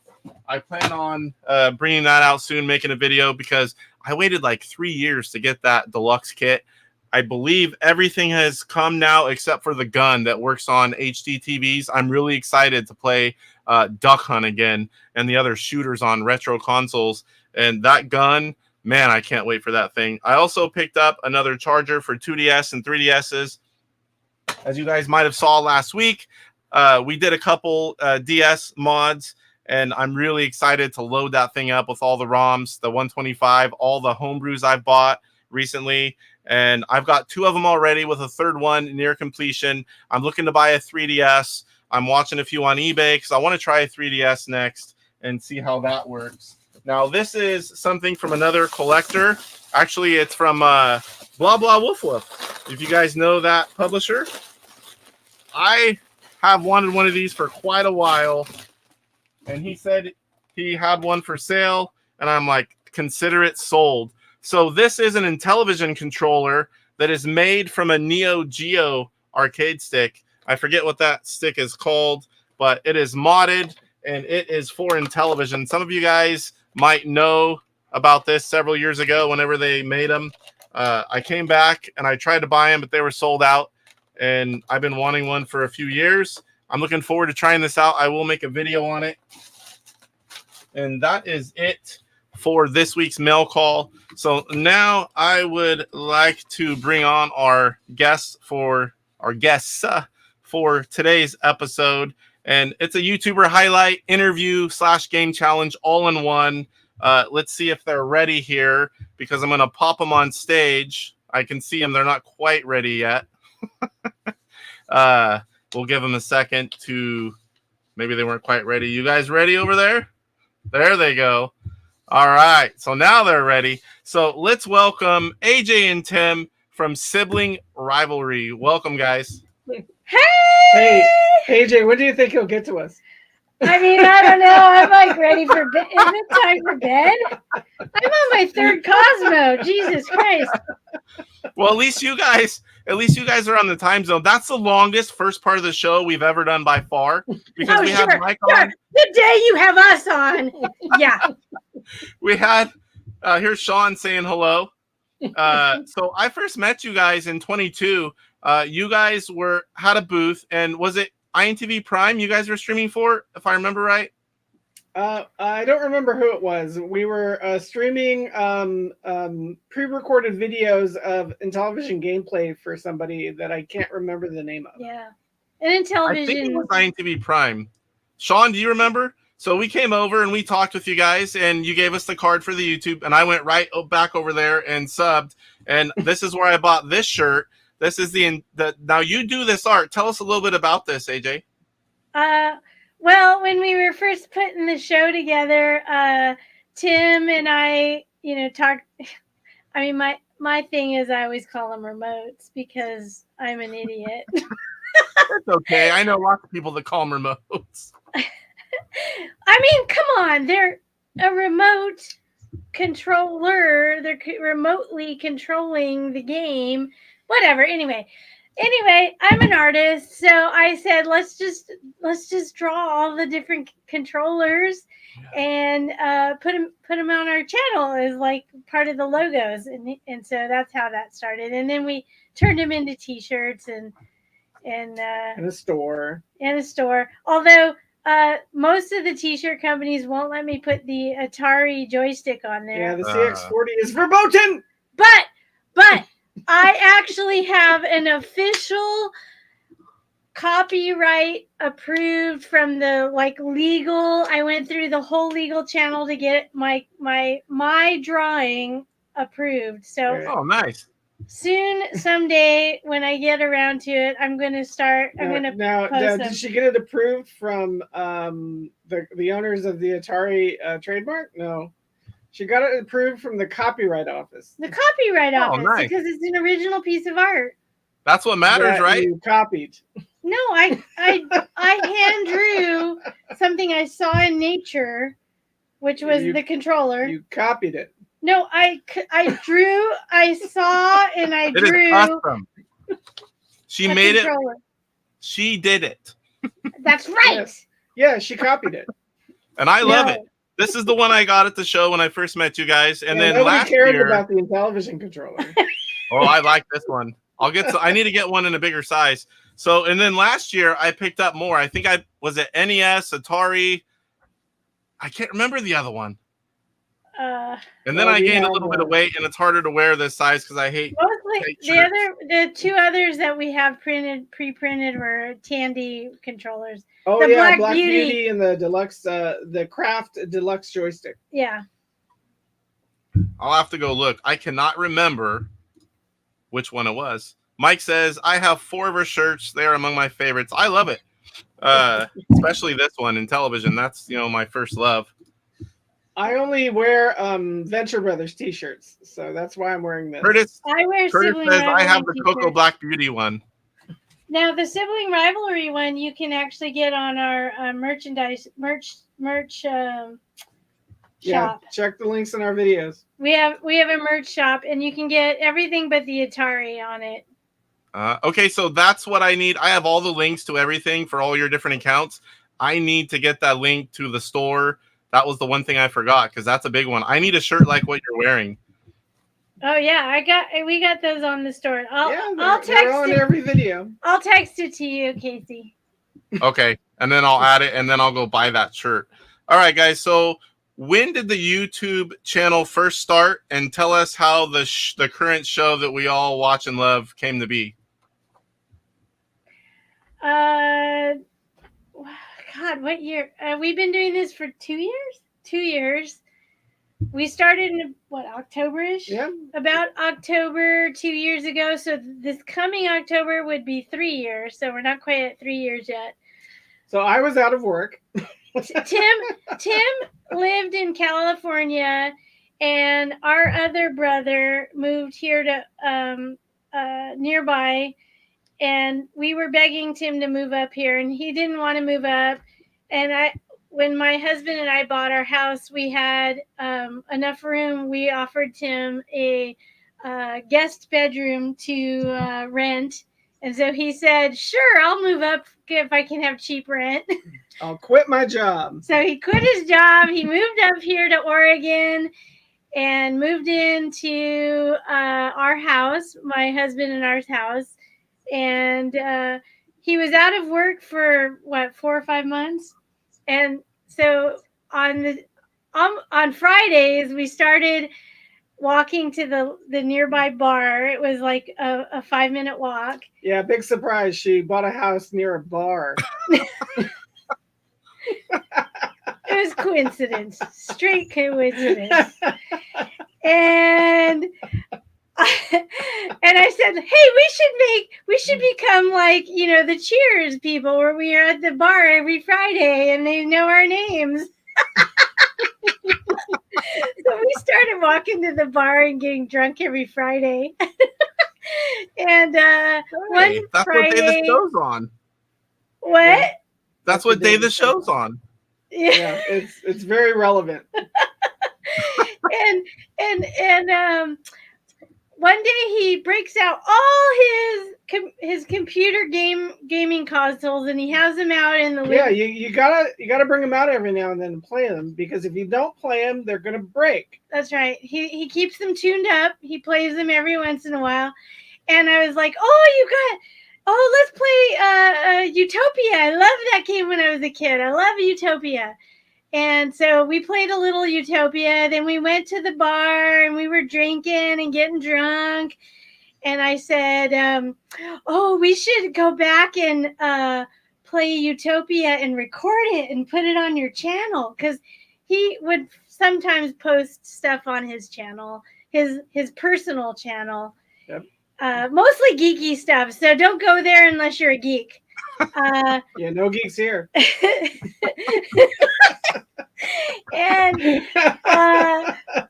so he's like, that's a great idea. So we came home, we were blitzed, we were drunk off our ass. Yeah, go see episode 1. Episode 1, he hooked up Utopia, we played Utopia, we were drunk as shit, and it was hysterical. A lot of fun. And we're like, let's do that every Friday. Now, on the early ones, you guys weren't on camera, right? Right. For probably about the first, year? 20 episodes. Okay. Yeah. It was about the first 20. And Tim, for like 3 months, he was like, we should be on camera. We gotta show our faces. That's Everyone- how you get the subs. Everyone says you got to be on camera. And I'm like, I'm old, I'm ugly, I'm fat. You don't want me on camera.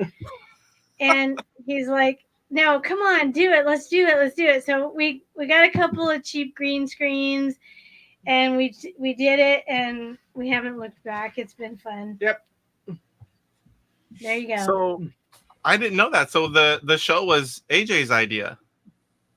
100%. For the most part, it was my idea. So tell us, for those of us that don't know, what do you guys do and what's the prep for your videos?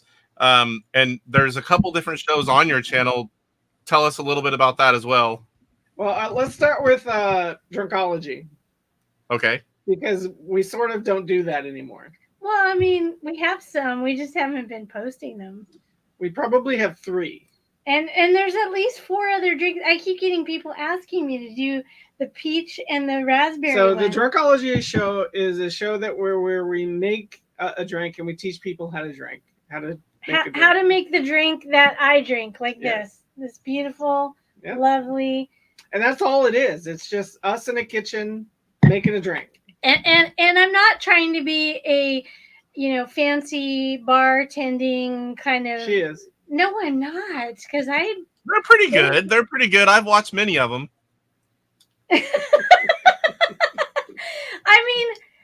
And honestly, it's the only time I'm not drunk recording is when I make those shows. Including this one. No, I'm drunk right now. God, you took forever. And this is my 3rd one. Oh my Lord, guys. Well, I remember we were drinking at PRG when we were out, and you couldn't keep up. No, I'm really genuinely a lightweight. Oh, I kept man. saying, let's have another one, and you're all already? Tim is a lightweight. I'm a light. We're both like 2 or 3 drinks, and we're like, oh my god. So imagine we used to record one show on Friday. We would record a show and then Edit it. and he would post post it for the next Friday. So we would have one show ahead of time, one show. And then we decided, you know what, we should just, that's a lot of drink. I'm drinking way too much, Tim. Every week? Every Friday I'm drunk as shit. It's too much. I can't drink that much. What are we, the Kardashians? I know, right? So we decided over time, we have learned that if we block out like a whole Saturday or Sunday and we record 6 episodes. 6 is the magic number. Oh, nice. 6 is the perfect number. We do 3 consoles and we do 2 games each. 2 games per each console. And then we have 6 weeks of episodes. And that way we're not drunk every weekend. But by the 6th game, you've got to be pretty toasty. Oh, yeah. You can tell. You can tell. If you guys are regular watchers, you'll see. And they're not always played in the order we shot them. Yeah, we mix them up. Yeah. But, so you'll see, like, one week we'll be like, yeah, we're cool, we're having fun, and we're at that sweet zone of buzzed, where we've had one drink. The second console. The second console is the best console because we've had 1 or 2 drinks. We're just like mildly buzzed, and we can still comprehend the game. So, but then when we get to the third console, and by the last game, the 6th game, we there's we a couple. We make it work. There's a couple. We're professionals here. There's one episode that's never been aired because it was a terrible. And in fact, it was an Intellivision game. It was Intellivision tennis. We're missing an Intellivision game? Yeah, we have a missing episode. If you go through our list, you'll see there's one episode missing. Yeah. And it is Intellivision tennis, and it is the most low energy video we've ever done. We could never post it. Well, first of all, there was earlier on, I would record a drunkology, and then all the drinks I made during drunkology, we would drink, and then we would record a show.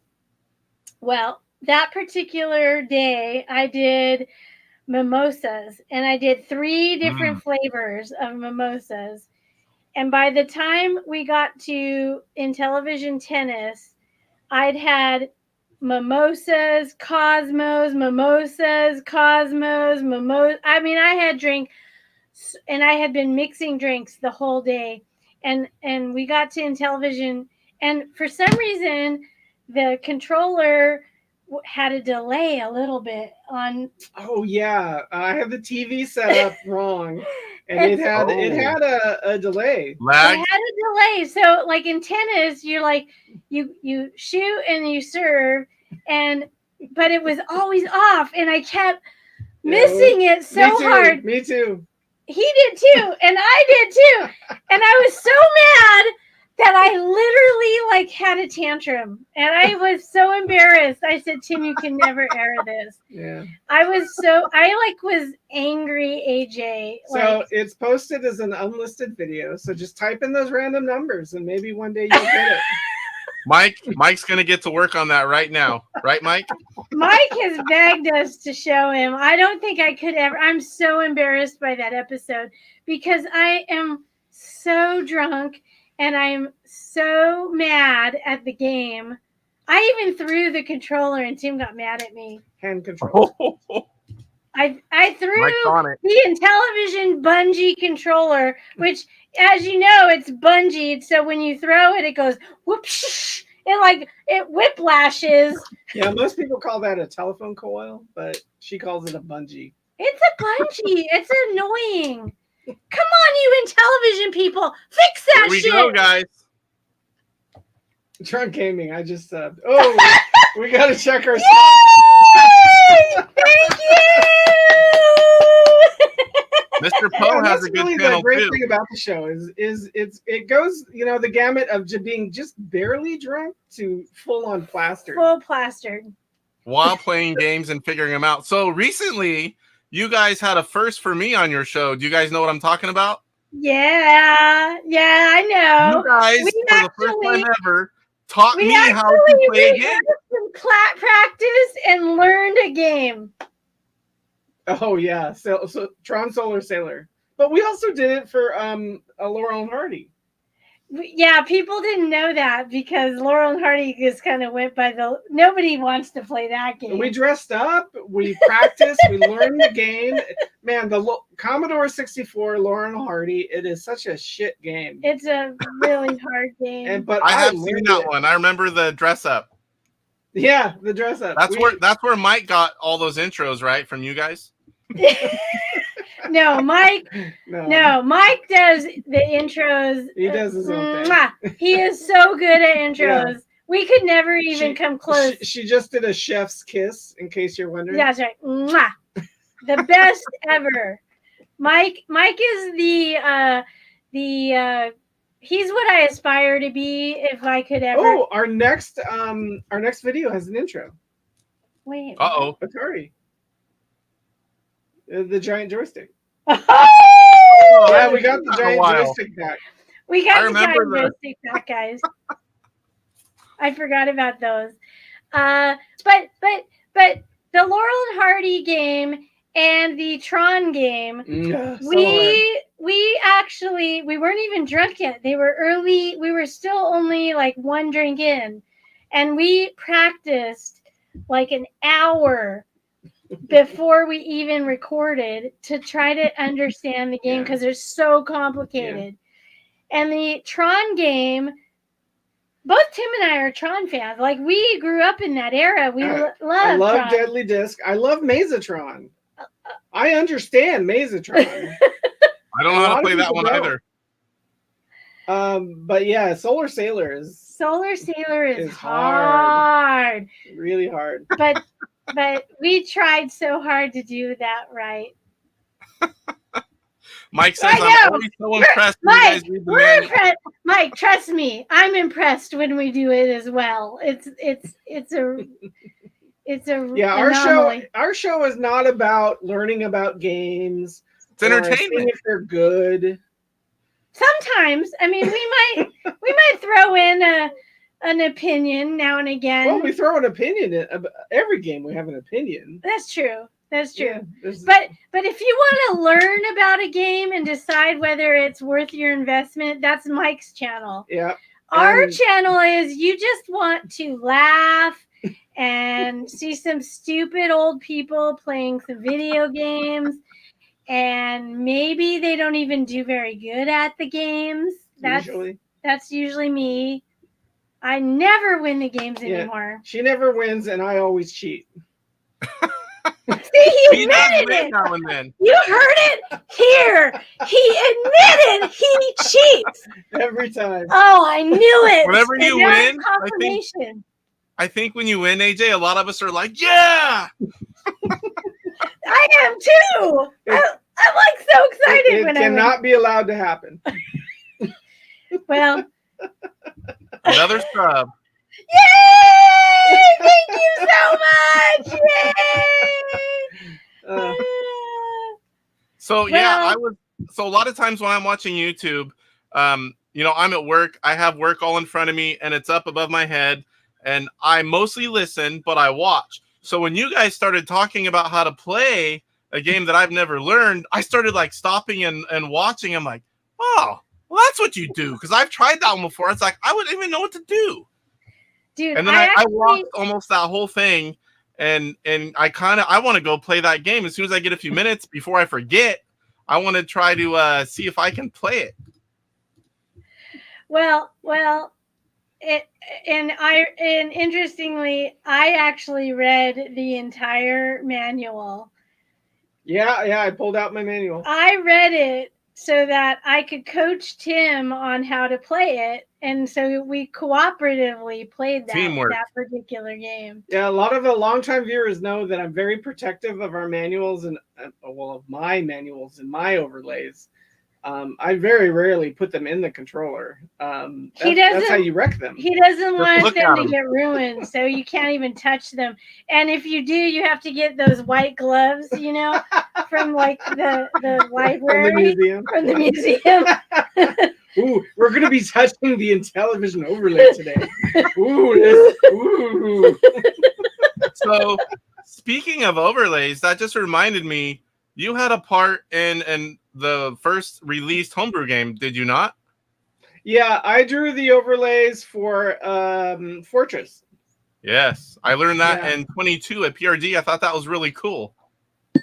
Yep, me and Joe go back a long ways. Another one. Yay! We got another Todd! Bert, thank you! Yay! Yeah, I did the manual for Fortress, the first manual for Fortress, and the box art. I have it here somewhere. Tim used to be, his previous job before he moved to Oregon was in the print industry. And so he would print stuff. What is it? That's definitely, I was a backseat driver, Mike. Yeah. But I think I helped you in that game. Yeah. Okay.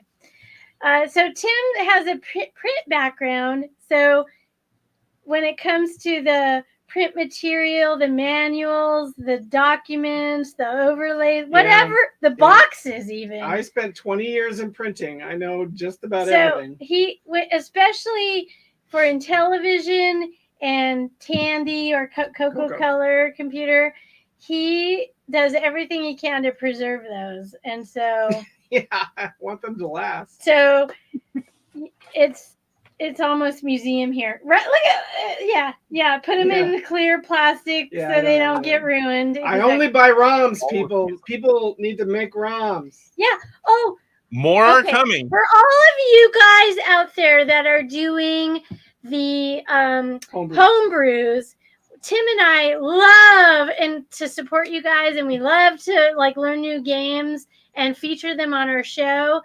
But Tim does not want to buy any actual cartridges because, he's renting not that big of a room. So you don't even want to know. We've got the green screen disguising what's going on, but you don't want to see it. But he will, ROMs. Offer ROMs. We will buy them. LTO. We want to play your ROMs.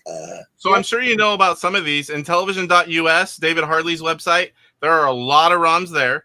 Intellivision Collector has put his back up, so there's ROMs there. If you email William, he is now selling ROMs. So if you message him and just ask him, hey, can I get the ROM for this game? I believe they're $10. So there's a lot of options coming back for ROMs. Has been such a big supporter of our channel. Well, you know what they say about William Moeller. I love him. He's such a sweetheart. He's the founder of the Intellivision homebrew community. Exactly. He's our guru, and we love him. He always if there's a game I really want, he lets us have it. William and I have a yearly Utopia contest. Yay! A better mousetrap. I can't wait. So, Michael, are you going to be doing this direct, or where will your ROMs be available? And then Sean says, play your rums. I'm a gin guy. I'm a vodka girl. Vodka. That's my drink. Vodka. Oh, I remember Casey. I remember. We went out to dinner with Casey, and I could not keep up with him. Don't tell his wife. All right. Oh, my wife likes to drink just a little bit. Me, it's on special occasion. Like I was with you guys, so I'm like, I have to drink a lot. You think, and then you realize we're just total lightweights. Well, that's good because then you have more fun. We do. All right, so before we get into the game challenge, which should be interesting at this point since we made you sit backstage drinking for so long, is there anything else that maybe I missed or that you want to bring up about your channel or the sub channels or the shirts or any? Are you going to be a PRGE this year? I know you're fairly close. We're going to be walking around. I mean, we're not going to Sweet. have a booth because No, it's but you're going very to just be there. expensive. But we will be there, and anybody who comes into town, we will love to hang out with you, go to dinner with you, walk around the show with you, whatever you want to do. And Play Killer Queen. Tim is trying to get a Killer Queen team together. Casey, if you come into town, you can stay with us. We have a guest room. Oh, Only that's for awesome. Casey. None of you other We only have heathens. one guest room, so I can't offer it to everybody. But Casey, So- you definitely could have a room. Me, Mike, and like 5 other guys can all work. Well, we can put tents out in the backyard. I mean, we don't think Mike said he wasn't going to make it this year. No, he can't make it this year because I believe it's one of his kids' birthdays, and that's real close to mine as well because they moved it to September. And I normally come up Thursday morning. I leave really early, and my daughter's birthday, her 9th birthday, is that Thursday. So I take the day off work. I spoil my kids all day, every day on their birthday, and we do whatever they want, buy whatever they want. They pick all the meals. They go shopping. We do family pictures. We go all out on their birthday every year. And so I'm leaving Friday morning, try to be super early and get there as early as I can. I won't miss too much, but I'll miss like the early part and setting up. And I like the whole experience, but I'll be there. Drive for you. Are you driving? 10.5 hours. I haven't decided yet. I just got a Challenger Scat Pack shaker. I don't know if I want to drive it that far. I'll probably still steal my wife's car for that or rent one. But I love my new car. Well, the offer stands. If you want to, Hey, we're on video right now. hang out with us. I know I'm watching over there. Thank you. I want to look at you, Casey, which is over on that screen, but Tim tells me I gotta look at that screen. we gotta look. I know. Mine, I have you guys side by side, and the camera is right there, and over there, and up there. Anyway, Casey, you're absolutely 100% welcome to stay here, and Tim will probably take a day off, and I'll take the day off, and we'll have the whole weekend off because the whole weekend is devoted to PRGE. PRGE, everybody should come to PRGE. It is the Intellivision Mecca. So, Sean says the drunk hostel. Drunk hostel. That's right. There will be drinks here too if you want to join us. Yeah, that is like you go to PRGE, you have all the fun. Can stay in the guest room. You have all the fun, and then all the meals and all the drinking and hanging out. That's the games, the show, and then all the hanging out with everyone that you see on YouTube and online. It's such a great time. I will go every year as long as it's not on my daughter's birthday. All right, I'll have to talk to the organizers and make sure that don't happen. Yeah, anymore. we'll make sure from now on. I know. I wish we had that kind of power because I don't want to miss it. Kidnap Mike's son and bring him to Oregon. I think he should bring as a birthday. I don't know, gift. Oh yeah. Bring him to Lovely PRGE. Oregon. Bring him here. Yeah. I don't know. Mike, I don't know how much, my kids love retro games, but I don't know how many of them would be like super excited to go to a show about retro games. Exactly. And when I go, and my wife knows, is like, I don't want my family there. I want to just focus. This is the one time a year that it's just what I want to do, having fun, hanging out, drinking, buying stuff that I don't want anyone to know about. It's like I send it all to Mike every year. Yeah. Here's the pile you show your wife, and here's the pile you don't show your wife. I know. Oh, she sees it.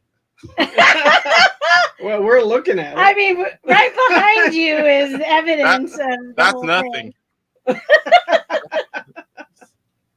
So yeah.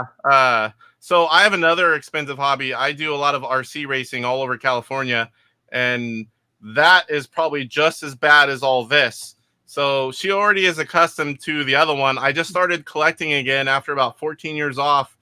Man, when was it? 2020? I think it's been coming up on 4 years now. But, I'm not going to sell any of it again. I have stuff all the way from my childhood, but I did sell all the rare stuff.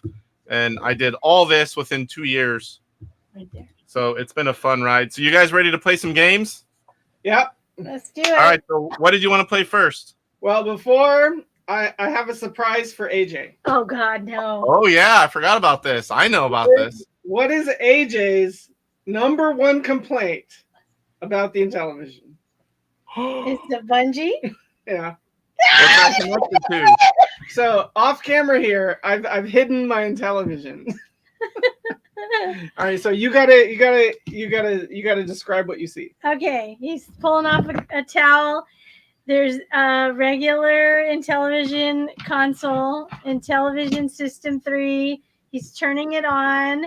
But what do you see that what do you see about this Intellivision that's weird? There are no controllers There's attached. absolutely no controllers because I've installed controller ports on my Intellivision System 3.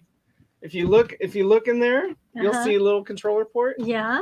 And what I've done. Oh my God! Oh my God! What I've done is I've made cable so that we can plug it in. Nah, look how happy he is. Without the bungee. Oh my God! Is that what So I have a System 3 controller and I have an Intellivision Intellivision 1 controller. You're not really familiar with the bubble buttons because we don't. I love the bubble buttons. Oh, I like the bubble Oh buttons yeah, better. I think you will. So, but the problem is all the parts haven't come in yet. Oh! Let me show my cable. My cable doesn't have the right angle. Yeah, that doesn't have the right angle thing. So we can't use these controllers, AJ. We can't use the controllers Not yet. without the bungees and the extension cord. What a tease! He's just a tease. So go over to that box over there and open it up. And bring out a different controller. We gotta bring her up, let her down, and bring her back up again. Did you get out?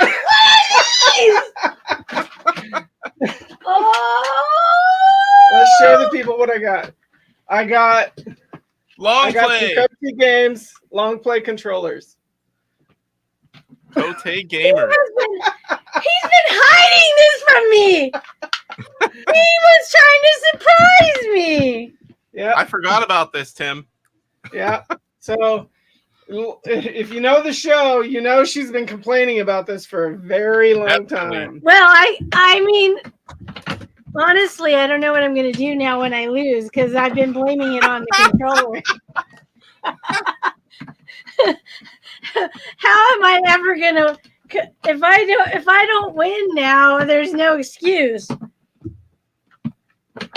Oh, these Thanks are for hard to plug sticking it in. out, Mike, and watching. Appreciate it. I know it's really late where you are. I gotta put my eyeballs. I can't see. Mike's taking off. It's really late there. He's gonna catch up with the rest later. Bye, Mike. Thank you for joining us and supporting our channel. We love you. Yeah, He's my third favorite Canadian. Curtis Boyle is my second.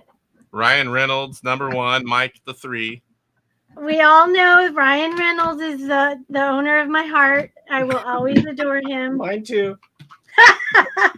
So, what did you want to play first? Wait, how does this work? This is weird. Yeah, it is weird. Oh my God, I love it. It's a sideways controller. Show the people. Look at guys, I can be it's setting up sideways. while you Okay, are. first of all, the most notable thing is there's no bungee. It's just a regular cord. Like No coil. we love that. Okay, second notable thing is it looks like a controller if you hold it this way, but it goes Yes. this way. It's like a Nintendo. Like a modern controller. And these are Yeah. available from Kote Gamers currently, last I looked anyway. For those of you wanting one, if I remember, I will put that link in the description as well. Little side note, Caleb Garner of 8-Bit Widgets, he is making a new housing for it that will be a lot higher res. And if you see, like, these are really good, but it's not a high res print for the case of the controller. Are these 3D printed? Yeah, the 3D Yes. print. But All of it. Casey was saying that somebody's making better 3D printed. Yes. Now I did ask.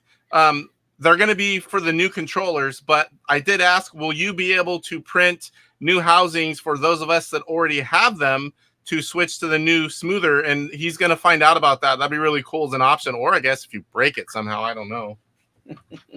Well, I'm already impressed. Look at this. This thing is cool. Yes, we're going to try it right now. Mike says, if I get you on a call with Ryan, I expect to be bumped up to number 2. LOL.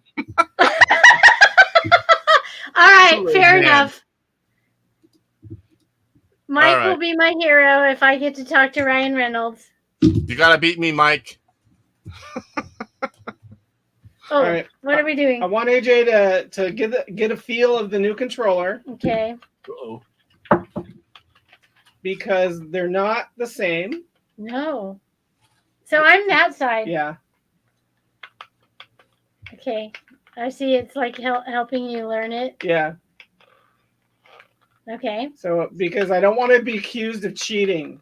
Well, he already admitted on this show he is a cheater. So, okay. Thank you, Mateo.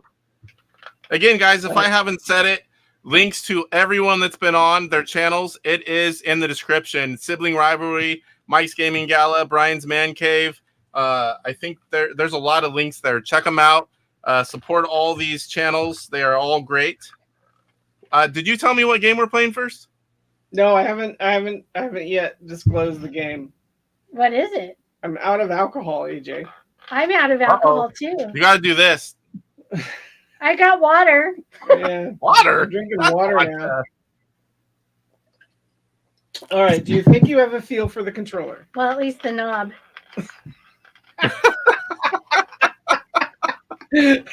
No, people, it's not a disc. No, why would it be a disc? I mean, does it look like a disc? No, it looks like a knob. See, that's a knob right there. There is a knob you can put on there. Oh, I haven't told her that yet. Wait, what? Nothing. Okay. Ignore the Casey. Okay. Where's my other controller? All right, but yeah, this is really different from an Intellivision I controller. see that. Yes. So you gotta be good about the feel. I feel it, and feel it it? feels good. All right, let's. All right, I'm thinking burger time. Oh yay! Burger time! I love burger time. I love burger Trying to get. time. Somehow this I have controller misplaced my second controller for my ultimate flashback, but luckily I have 8-bit widgets, little adapter, and I have this guy right here.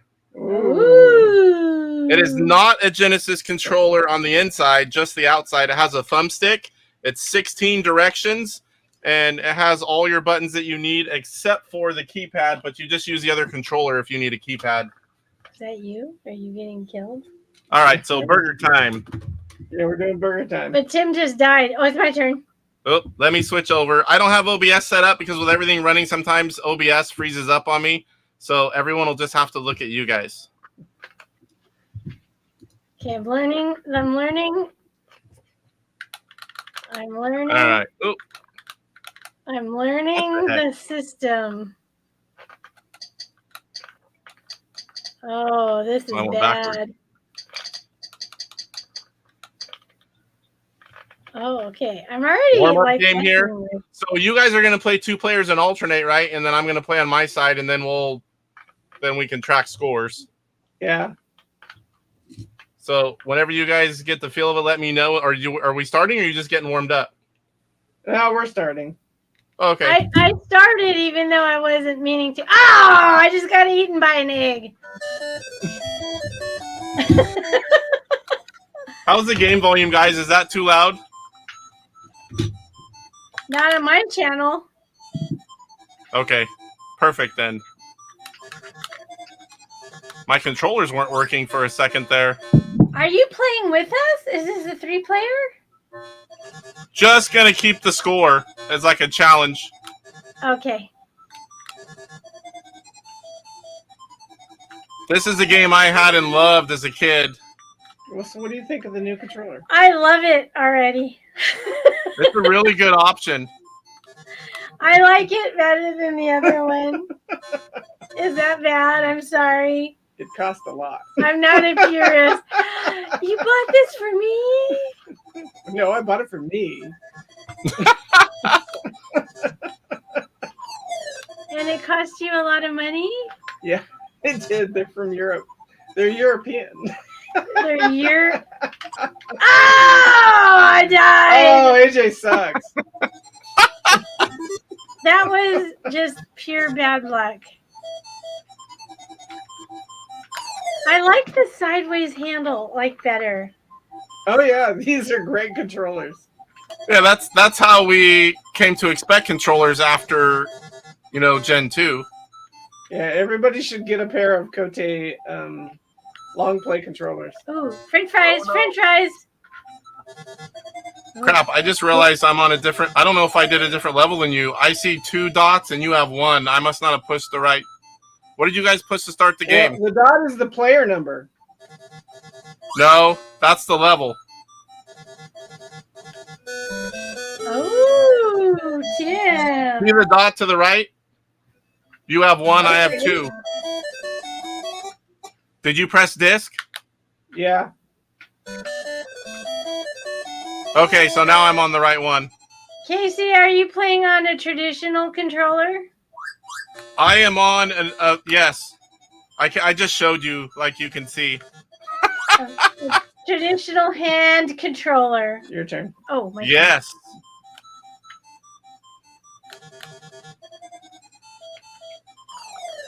I'm not using the Genesis controller I showed you. I'm using the regular 2609 controller. Well, the Ultimate Flashback, but it looks like the 2609 controller. Are they flat buttons or bubble buttons? No, they're bubbles. I like everything bubbled. AJ has never played with the bubble buttons. So I am really good at baseball, as you know. Yes. And Yeah. I cannot play unless there's bubble buttons because I don't look at the controller ever. Interesting. So I have to be able to feel the buttons so I know what I'm pushing.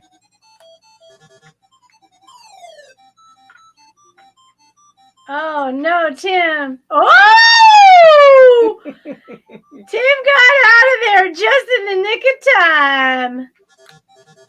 Uh-oh. Uh-oh. Oh! You didn't use your salt. Well, You ran I out? missed the button. I missed it. Oh, I almost died.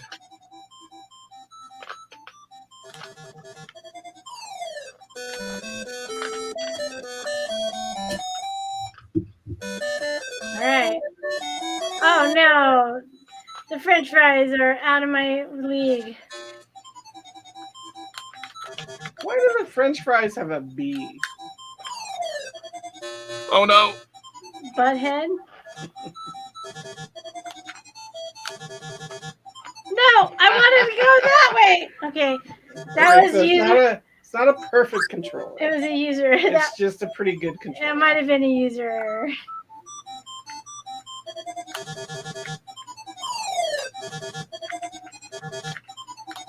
Casey's doing really good. Oh, yeah, he is. Uh-oh. Oh, nice use of salt. Or pepper. Is it pepper or salt? Pepper. Pepper. In later levels, you can't do things without it. Really? Okay. No! I thought he was going down.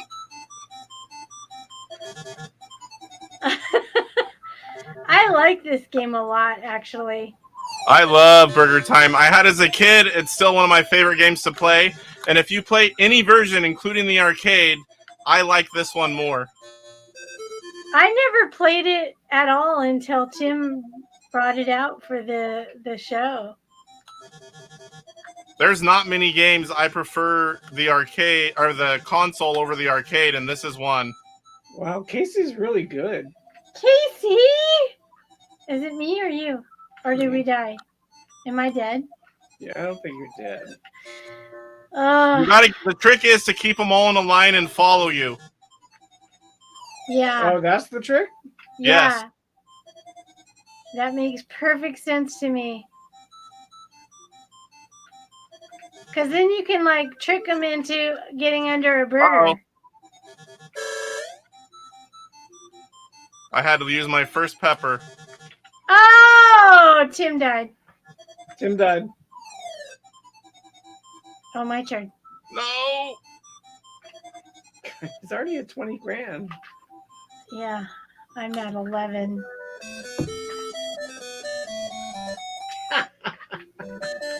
Did you see that? I saw that. You got trapped. I got trapped I'll hard. start dying quick here.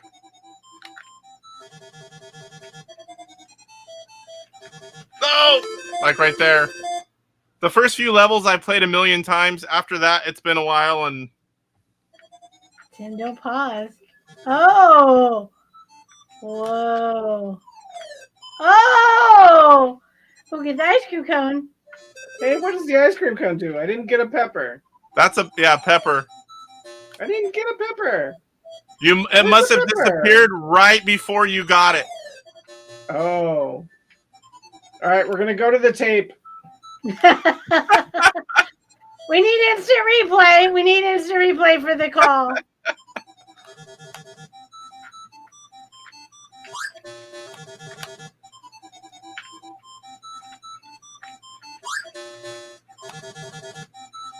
Oh, ice cream.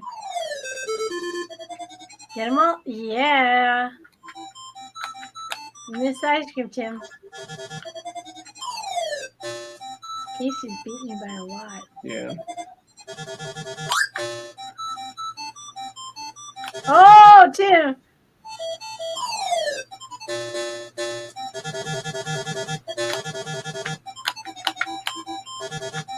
Oh, pepper.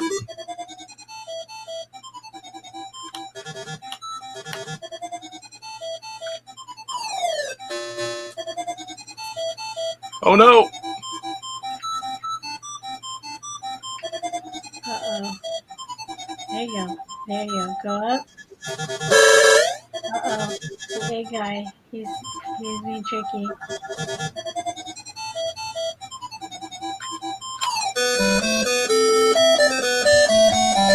Nice. Oh, boy, this is a fun one. I do not like that one. Yep. This is where you really need to get them all following you.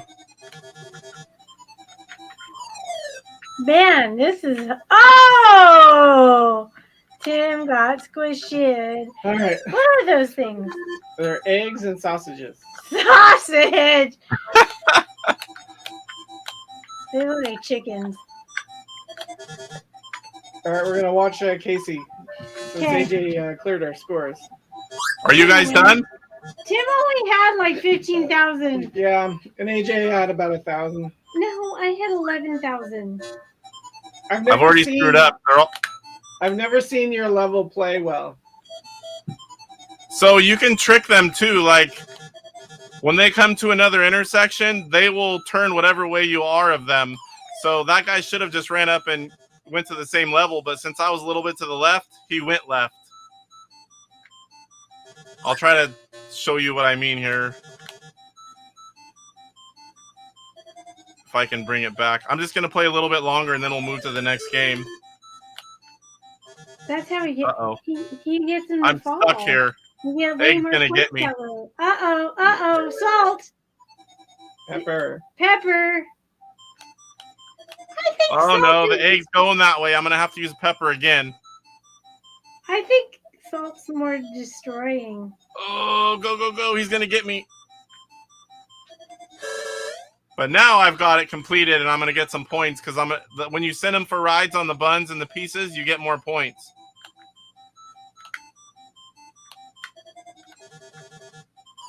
Woo! Yeah, you do. I've been schooled. Casey's good. Now we get the pickles. This is where the pickles are introduced. Oh, the flying pickles. They're rotating pickles. They're flying. You're good. I'm the Intellivision gamer. Well, you're living up to your name. Which game is next? You're definitely holding your own to the title of Intellivision Gamer. So who's really good at this is the Intellivision dude. I don't know if you guys are familiar with him. He streams a lot of Intellivision stuff, and he's really good. Oh, that was close. He's really good at Burger Time. No! He's called the Intellivision Dude?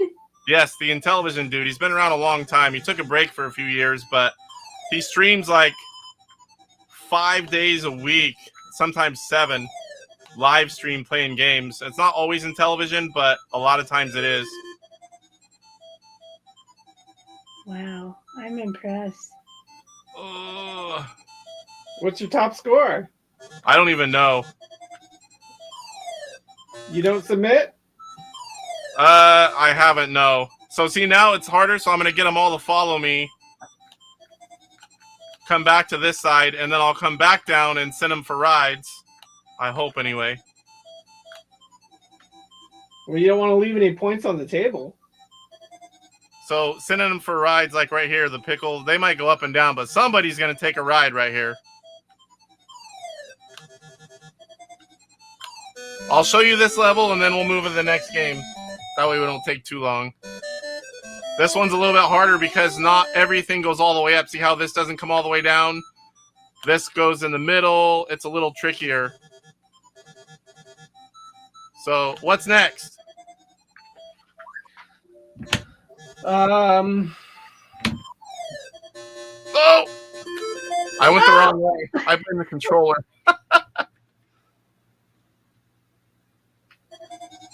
Las Vegas poker and blackjack. Okay. I don't even know what mine's under.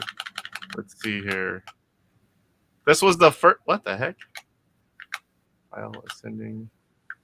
This was my first. I do the horse racing live with 6 people playing. Poker and blackjack was the first one that I did, but it's only me against chat, so it wasn't as fun. Horse racing, you can pick 6 people to play. Where am I going here? Wrong way again. So we're gonna play for $200. David Harley is working on a custom version of Horse Racing Live for me with a bunch of enhancements to help stream it better, including hopefully making where more people can play at once. I'm really excited to get a hold of that. I don't know when he's going to do it or when it's going to be done. What the heck? Look, it's Las Vegas. L. I know, but I don't know that it's set. I picked, it's not under L here. It might be P for poker, but I'm on P. There we go. Poker and blackjack. Mine doesn't have the Las Vegas in it. Let me see. Catch up on chat here. When the pickles showed up, I always freaked out and blew it. Yeah, pickles, they're tough. Okay, I think we I don't even know how to play that. I think we should play for $200. Okay, $200. So hit 200 and enter. The number 2? Yep, 200. Wallet. Oh, crap. Which is enter. The E. I need to switch controllers here. Tim, there's no E. Is that it? Hot swapping. Don't do this at home. Okay, we're playing poker. Okay, 200. Ooh, I picked 5-card draw. Are you picking 5-card draw? Yeah, number 3.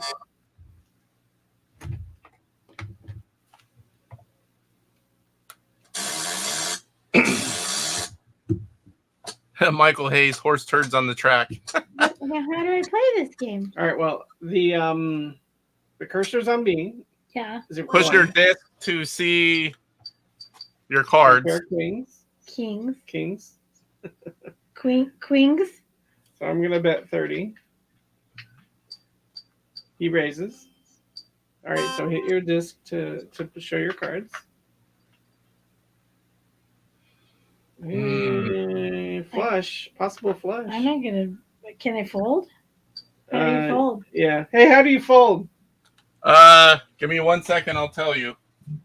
I have an overlay right here. Yeah, if we had an overlay, Is this thing set up? It's a lower side button. Yeah, actually, it is. Drop is lower side button. Yeah. 1 is 5-card stud. 2 is 7-card stud. 3 is 5-card draw. 4 is blackjack. 5 is dealer's choice. You dropped all your cards. What does that mean? Just drop my It means cards you and- folded. Folded? Yeah. Yeah. I folded, right? We're playing against a shifty-eyed dealer. Oh, I hit won. all 10 your cards? I won with a pair of 8s. You can switch back and forth between any of the games. Oh, I got 3 of a kind. Oh, nice. Don't bet super high because then he'll fold.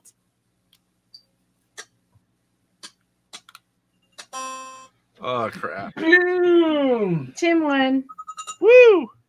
Tim won 282 so far. 282 so 282, and I don't know what I did. I thought I was folding, but I.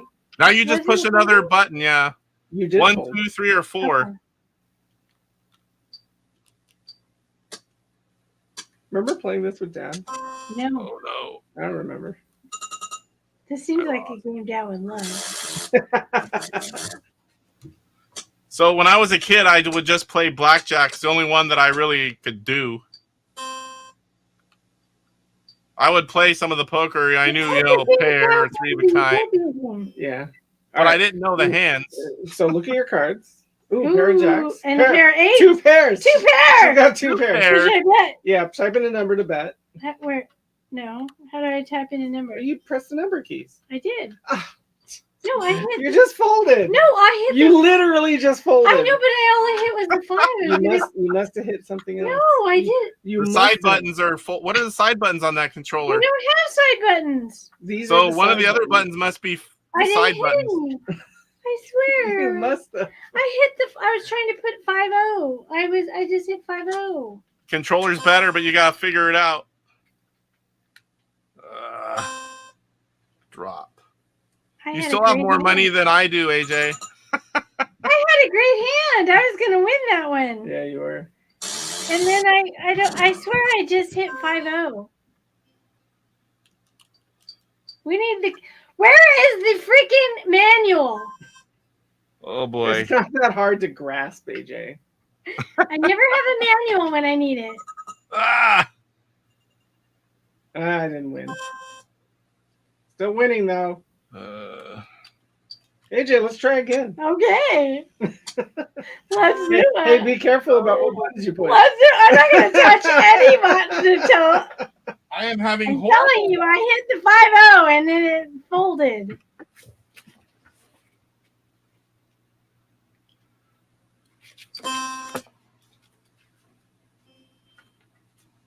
Getting out. Ooh, pair of aces. Next game's overlay. All right, let's see your cards. 4, 8, king, 3, ace. Not much there. What are you gonna bet?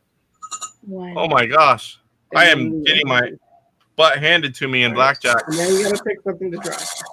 Why did it drop all your cards? You saw what I did. I did 1 and enter. Okay. Is she dropping every time? Yeah. No wonder she has more money because she can't bet. I know. I haven't been able to play at all. Oh my except gosh. I am almost bankrupt. oh, you're on to blackjack? Yes, and I have not had such bad luck ever. Here comes a face card. See, every time. What do you do with 13? You bust. Oh.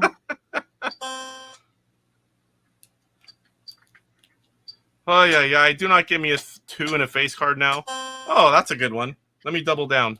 You down to 30? Yeah. Oh, I'm gonna win just because I can't bet. Oh, I'm gonna win! I'm gonna win! Oh, Oh, Ah! 3 of a kind. 3 aces, Tim. Tim, is that you down to $30? Yeah.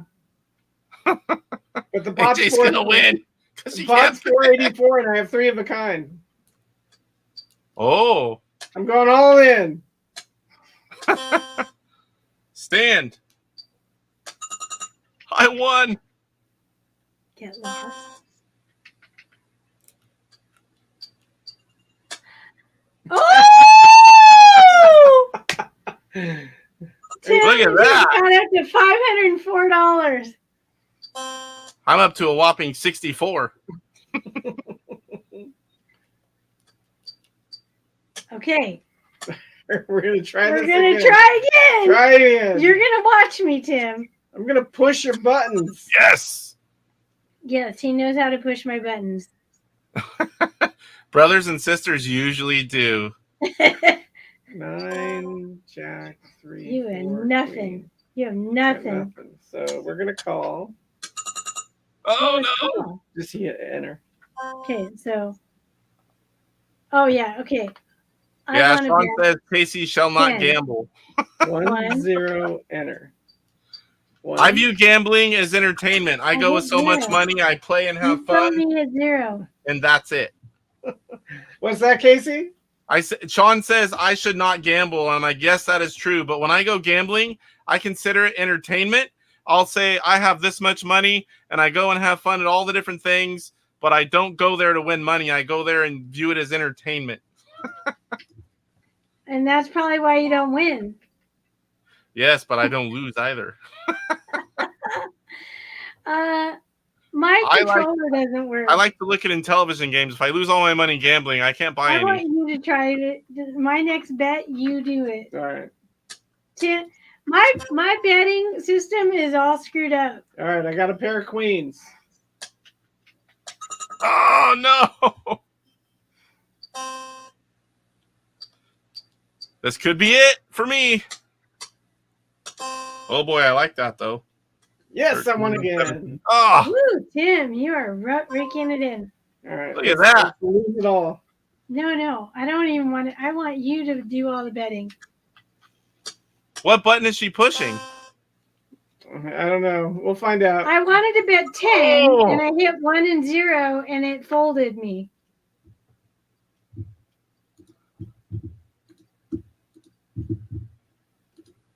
I am bankrupt. You have nothing. Call. Okay. Oh, pair of 7s.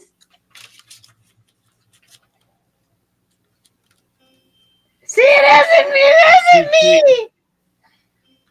Yeah, that'll be next. All right. So, is it official that I won poker and blackjack? Yeah, I'm out. And I haven't been able to play at all because something's wrong with my controller, right? Again? It's true.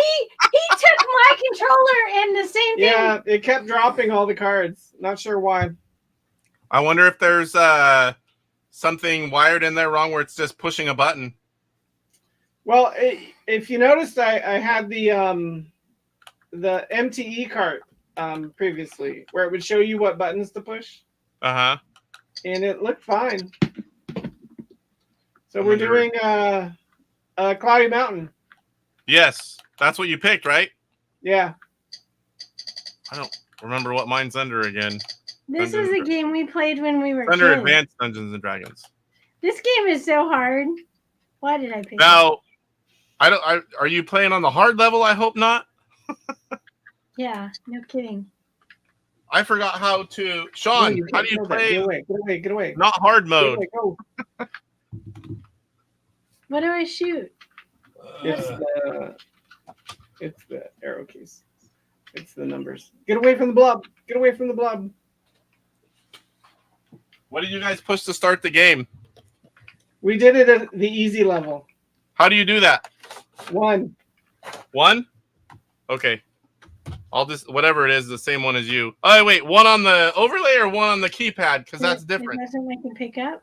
1 on the keypad and 1 on the overlay. Well, the overlay, if you push number 1, that's number 3 on the keypad. Number 3 is number 1. No. Yes. Ah! The snake got me! So are you pushing number 1 without an overlay in? I pressed number 1 without the overlay. Okay. So I guess I'm playing 3, which Yes, is whatever that the is. stupidest thing I've ever heard.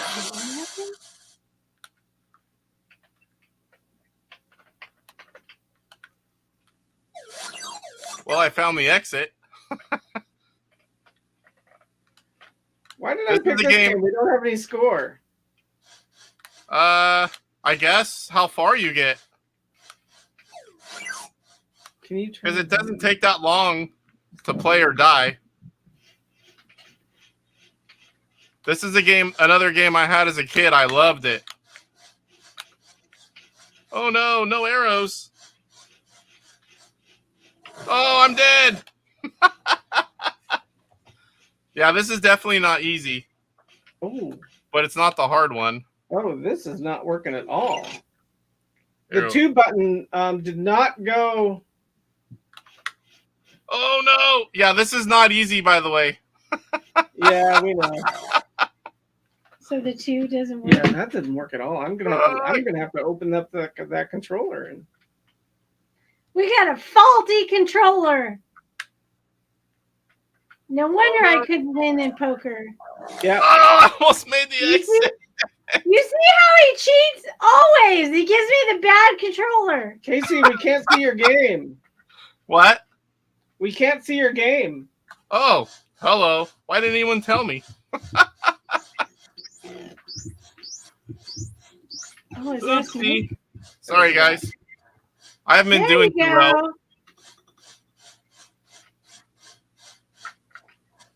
And the blobs can't be killed. Yeah, they just suck And up the the rat. rat poop is Woo, just get the letting hell out you of know there. there's rats nearby. All right, I actually got to figure this out. What does that mean? Did you restart? Yeah, I'm gonna go back to the MTE cart and check out the What the? the. Oh my gosh, look at this. So I haven't checked my 125 stuff. Let me go back to my screen. So I go to get the manual out of my Advanced Dungeons and Dragons, and this is what the manual is. What is that What manual? the heck? First start, different game. Oh yeah, the wrong manual in there. Oh. That's definitely not easy though. So I wonder if number 1 is. Failure at test J. Okay, 1, 2. Oh, look at that. 2 doesn't work. So one of the controllers is messed up. Yeah, I'm pressing 2 right now. Oh yeah, so you're gonna have to message them, and they'll probably have to send you another one. I should be able to fix it if I open it up. Oh, that is really bad.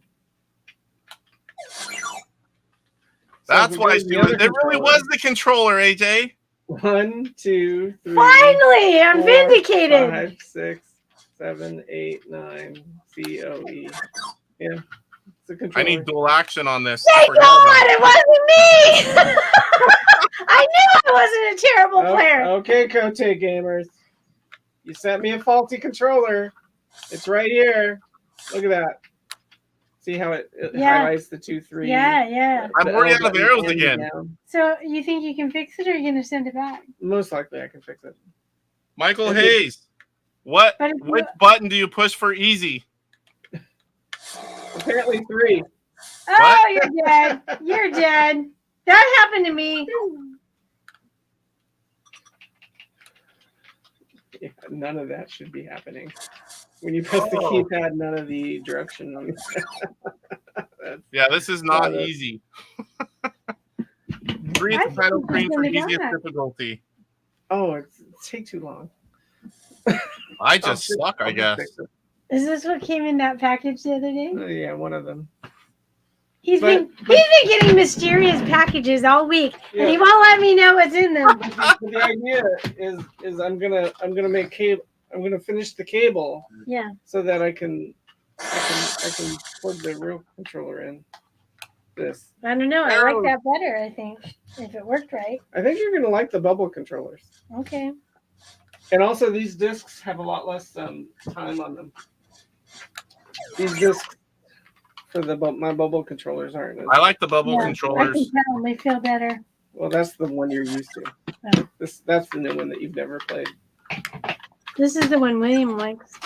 Oh yeah, that's the one everybody likes. Everybody likes the bubble controllers, Me too. which you've never played. I think I would like it better. But I think I They're like a this better better controller. if it works. Oh yeah. Oh, I'll get it working. Whatever's wrong with it, I'm sure I can fix it. All right. I have faith in you, Tim. How are you doing I over there, cannot do Casey? such things. Casey, did you win yet? No. Oh no! Oh, you found the monster. I That died. used to scare the shit. When I was little, that scared the shit out of me. Yeah. that's Yeah, pretty me scary. too. I was like 5 when this came out. Keypad to move around. I'm this super one. rusty. I suck at this game. Oh no! No, so gray. Just instantly That's my I don't remember dying that fast before. I shot myself. How do I pick that I up? have no arrows. Oh, lovely. Clear. Yeah, that one. There you go. I've never There's your seen little that, Michael. camera. There's the key. 12. How could you hear that? No! 2 of them! A dragon and a sea monster. What are What those? the called? heck? Alright, that means Are you when the sure sea that's monster- easy? I'm coming out. That's what I thought. I'm like, this is not easy. I cannot believe my Me too. manual is missing.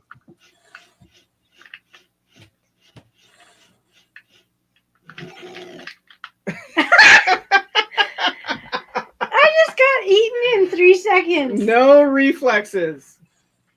I got eaten in 2 seconds. It might have even been 1 second. That dragon ate me so fast, I couldn't even blink.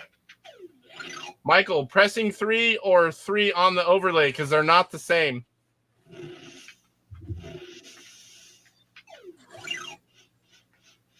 Ricochet. That's how you win.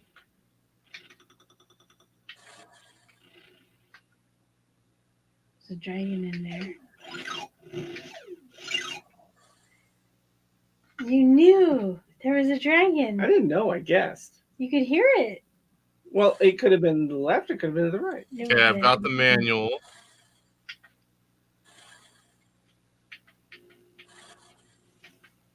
Pressing number 3 on the keypad, 1 on the overlay. 3 on the keypad, but it's 1 on the overlay. Why they did that, I do not know. Yeah, that was pretty stupid. Yeah. That's like Why making did Tron red. All right, here we go.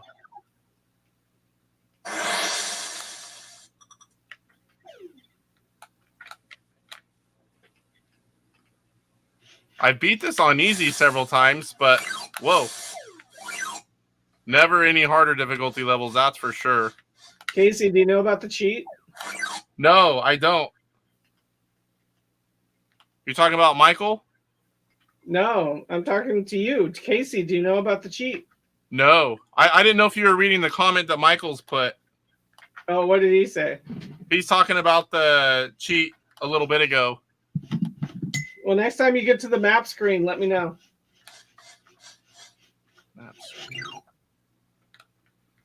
I don't even know that I'll get there. I haven't yet. With easy, I should. Oh, still my arrows.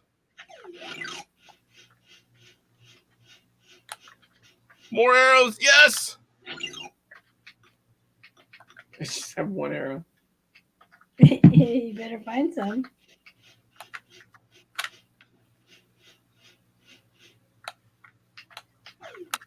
You just shot your 1 arrow. And now you can't kill that rat. Uh-oh.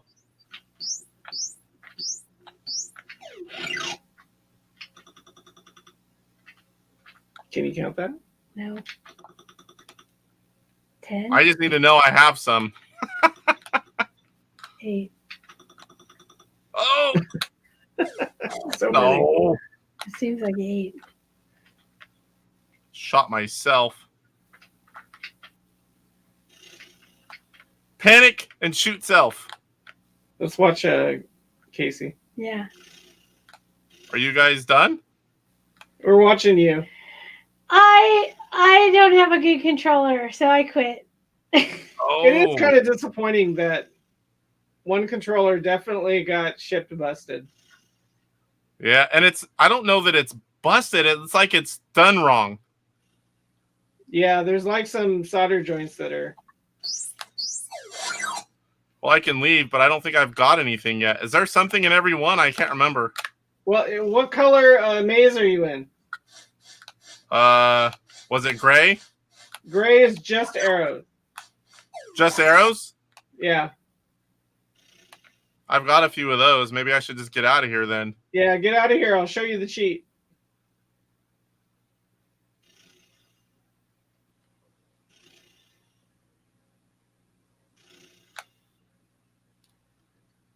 Okay, go to the top left. And go into that corner. Yeah? All right. Hit some more buttons. I'm way over here in the middle now. So yeah, it sends you to a random place. Huh. That's the Was cheat. I did not know that. This seems deadly. Ooh, I have lots of arrows. You in like me. that? Oh, Did you shoot yourself? I did, yes. I got the key.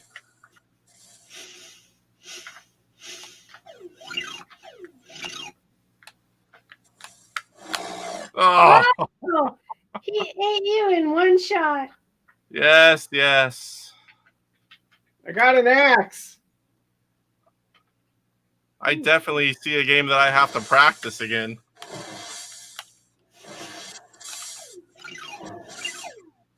Oh, that was dumb. I thought he was going to come up. So axe means I can go through forest. Let's go into forest. Forests are those Black ones? those gray Okay. warts, but I can't get to any.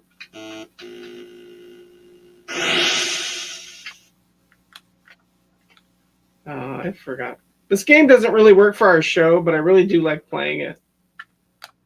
Yeah, it's a really good game. I haven't played any of the sequels. Have you? Treasure of Tarmin is an amazing game. Love Treasure of Tarmin. I didn't consider RPG. The other ones are more RPG. Yeah. Treasure of Tarmin has a lot of action, though. Don't really need this. What do the keys do? There's gates in the overworld.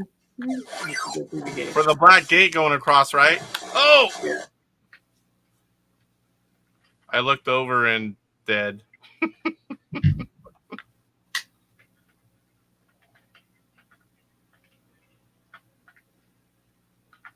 Tim, we got 2305 now. Wow. 3 new subscribers. Sweet. Thanks, Casey, for helping our show. You're welcome. Glad to help. We do it for the likes and subs. What? We do it for the likes and subs. Yeah. We're glutton for attention. Yeah, like you guys said earlier, Mike is who you want to go to for information on what things are like and if they're good. You are entertainment, and I am just awareness. So, Casey, what sort of capture equipment are you using? I have Elgato everything. Elgato. Are you capturing RF?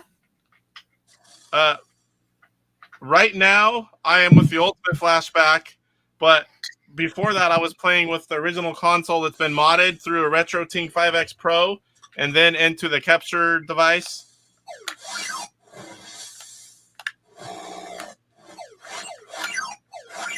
Ooh, I got a piece. A piece? The final thing is to get The crown. Is it the crown? Oh. I'm not gonna make it though because I think I'm on my last mana. I'm almost dead. Can you get more lives? I don't think so. I think you only get the 3. Yeah, you just get the 3. Oh. I cheated to get here anyway. I made you do it. It was good to learn. I did not know about that. Sean, did you know about that? What's up, Caleb?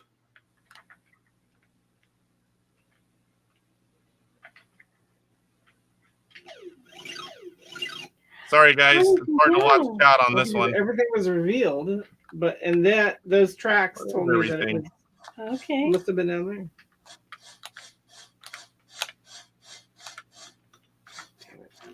You die. One more arrow. I hate those spiders. They're very pretty. Spiders. Yeah, they steal your arrows. They steal arrows? Yeah. Is that what that click, click, click is? Yeah. Those little bastards. I mean, I thought they were just taking life. Woo, there's another piece. Oh, I got it. No, you won. Only because I cheated. Before I did. Nice! I don't think I've ever seen anyone win. I cheated and I'm on easy. But I did hang on there with what, like, I was near death with one guy there for a long time. Well done. Good job, Casey. Whew. I definitely see that I need to play that more. You earned your title. You are the Intellivision gamer.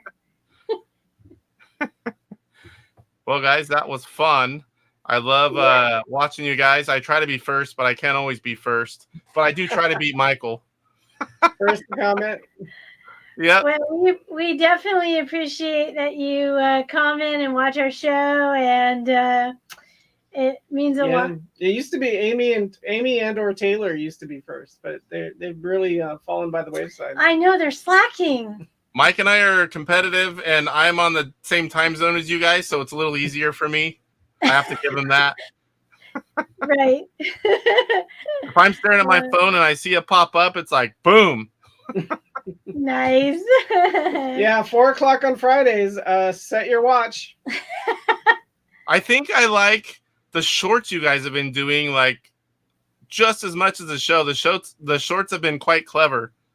So Michael on his Twitch live stream has a clip of winning Deathless on the highest difficulty for the first time. Wow. Whoa. I've definitely not done that. I edit the shorts. Tim edits the regular show, and I missed last week because my computer was acting up, so I couldn't get one finished in time. So hopefully Tim helped me kind of reset everything, and I'll be able to edit tomorrow for Thursday. So we should be back on track. So. Oh, he's talking right here. He's talking about, remember I told you he's finding out if he can make enclosures for the controllers that we already have. And he's waiting for the official word. Because I had him on recently too, and we talked about all that. And Mr. Poe says, great show, cool meeting these two. Thank you. And thanks for subscribing. We appreciate it. Yeah. I hope to see comments. Mr. Poe has a YouTube channel as well, and he also does some group panels shows a lot. So I've been watching them. I forget how I found them, and it just kind of, you find someone from the channel, then you link to someone else and someone else. I try to stay with all the little, smaller YouTubers. To me, they're more fun to watch and be a part of.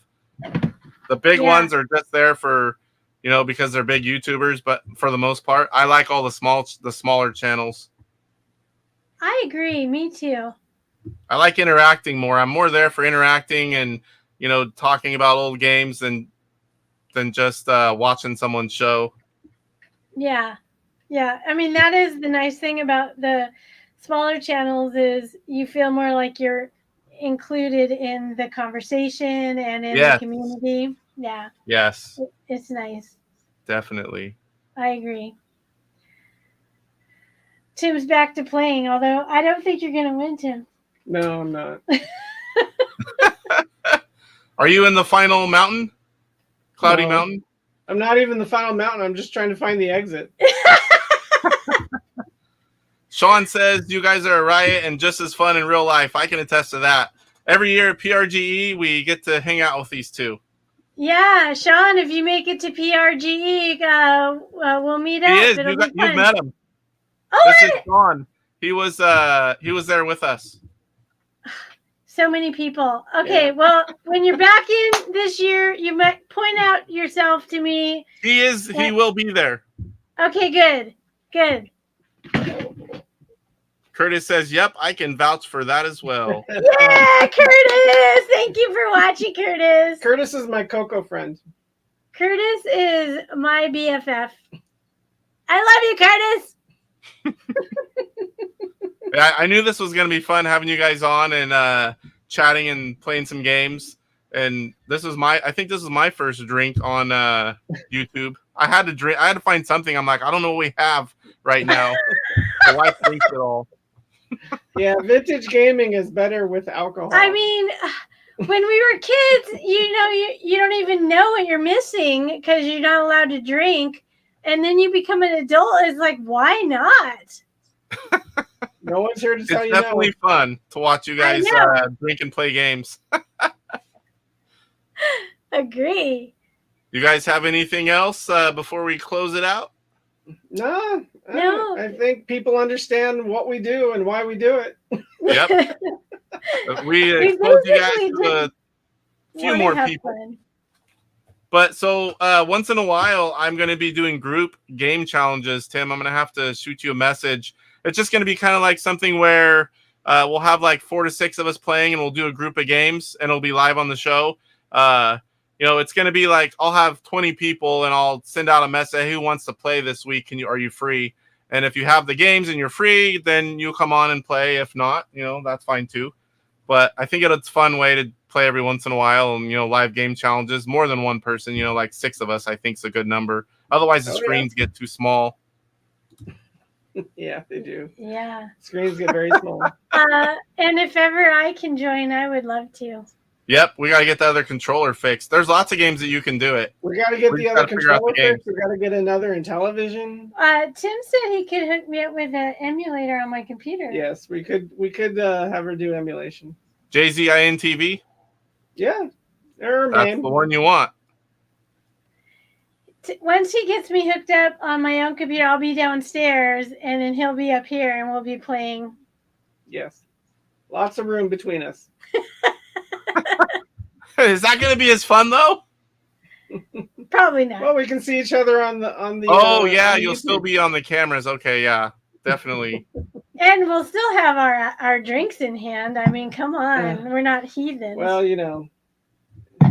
today Michael, I ran out. I know we ran out. You That's because made you us were drink all backstage our so long. drinks before you ever even showed our face. Michael has a front end for JZINTV. Michael, I need to get that. I haven't messed around with that yet. I might show that on an episode too. Maybe have you on to talk about it. Michael does a lot for the retro gaming community as well. Cool. But we're such a small group for Intellivision. Anyone that does something, whether it's YouTube and spreading awareness, or you guys just playing and having fun, people like Michael that hack games and do front ends and like a lot of technical stuff. And then you got all the publishers and the programmers, and it's like everyone just, one big, small community. Yeah. It is, and it's really cool. I'm really glad that I'm getting to know everybody, and it's been a lot of fun. And a lot of us end up at PRGE. That's like the Intellivision headquarters for the year for the shows. And no kidding. Such a fun show. Absolutely blast. Yeah. I'm glad I'm only 10.5 hours away. Because that's like I'm glad we're only like 5 minutes away. I know. That would be awesome. I'd definitely be there every year. Cyrus, y'all are hilarious. This was great. They really are. I was excited to have them on. Thank you so much. We appreciate you. 1, 2, 3, 4, 5, 6. Yep, definitely 7, messed up. 8, 9, COE. That is Way off. way wrong. No wonder I lose all the time. Tim's got all the computer controllers messed up for me. See, I knew he was a cheater. I try to do something nice. I go and I spend a whole lot of money on some It'll work new out. It'll work controllers. out. He was really excited to show you these too. Yes, I was. He was so excited. He's been hinting. There's a surprise. There's a surprise. Yeah, surprises. I found a new way to cheat. Ah! Okay, Give her a messed up marked the bad controller. one. Well, hey, I should be lucky. I got another thing to fix now. Hey, it gives you something to do. Yep, gives me something. Now we to know do. who to call whenever I have an open mind. At least they sent you the right ones. They accidentally sent me the right-handed ones. So my disc is on the right side. But I found someone that wants to trade because they have the other, and they were supposed to get 1 and 1. So Rick, They he's make gonna a trade left me. and right. They make it mirrored if you want to get it mirrored. I can't play that way. Well, maybe. Yeah, I couldn't play it either. I had to do this one. If you think about it, I play with my right thumb on the disc for the regular controller. So, Casey, you bought some too? Yeah. Where is it? Down here. I've been trying to do more organizing because I got so many homebrews and they were just stacked as a second row on all these shelves, and they're all down. Well, here. I will you say can kind of see them. the one that I have that works is amazing, and everybody should buy them. Yeah, they are good. And they should send me 2 or 3 free for that endorsement. Right. I don't know when this is going to be a reality and being sold, but this works really well. Also, Yeah, That it's a looks nice. thumbstick. yeah. And it's 16 direction, which I don't believe any others are. That looks a lot nice. of them are just 8 directions. Is that somebody putting together a new one? This is Caleb. Yep, we will be soon too. Off the bed, 2600 MCP, very close to being ready to ship. Great show as always. Thank you, Caleb. Thanks for coming in. Appreciate all you do, buddy. Yeah. He's the one going to be printing the new enclosures. So, well, all right. Anything else before we close out? I know it's probably bedtime for all of us. Yeah. I am ready. Not Sean. He's 2 hours plus ahead of us, and he'll be up for hours. Oh God. He's those a late night people, owl. I don't understand those guys, but God bless them. All right, guys. We'll have you on again, I hope, and we will talk to you soon. I'm going to close it out. I really appreciate you coming on and talking to us and playing some games. It was fun. Thank you. We had a great time. Thank you. Lots of fun. All right. We'll talk to you guys soon. Okay. Bye. Bye. All right, guys. So this is it for the Tuesday shows. Next week, we are starting Mondays at 5:30. Just a reminder, I'll post about it as well. That'll be episode 13. TJ Ferreira. If you guys don't know who it is, it's definitely someone you're going to want to see and sub to his channel as well. We're going to have an interview, YouTuber highlight, and we're going to play. He has 2 Specky games, and we're going to play both of those and another game that was made about him. And then we're going to play 3 Intellivision games of his choice. So that's going to do it until next week. I thank you all for watching. I thank all my guests for their time. It was a lot of fun tonight, and we will see you guys next week. Good night, everyone.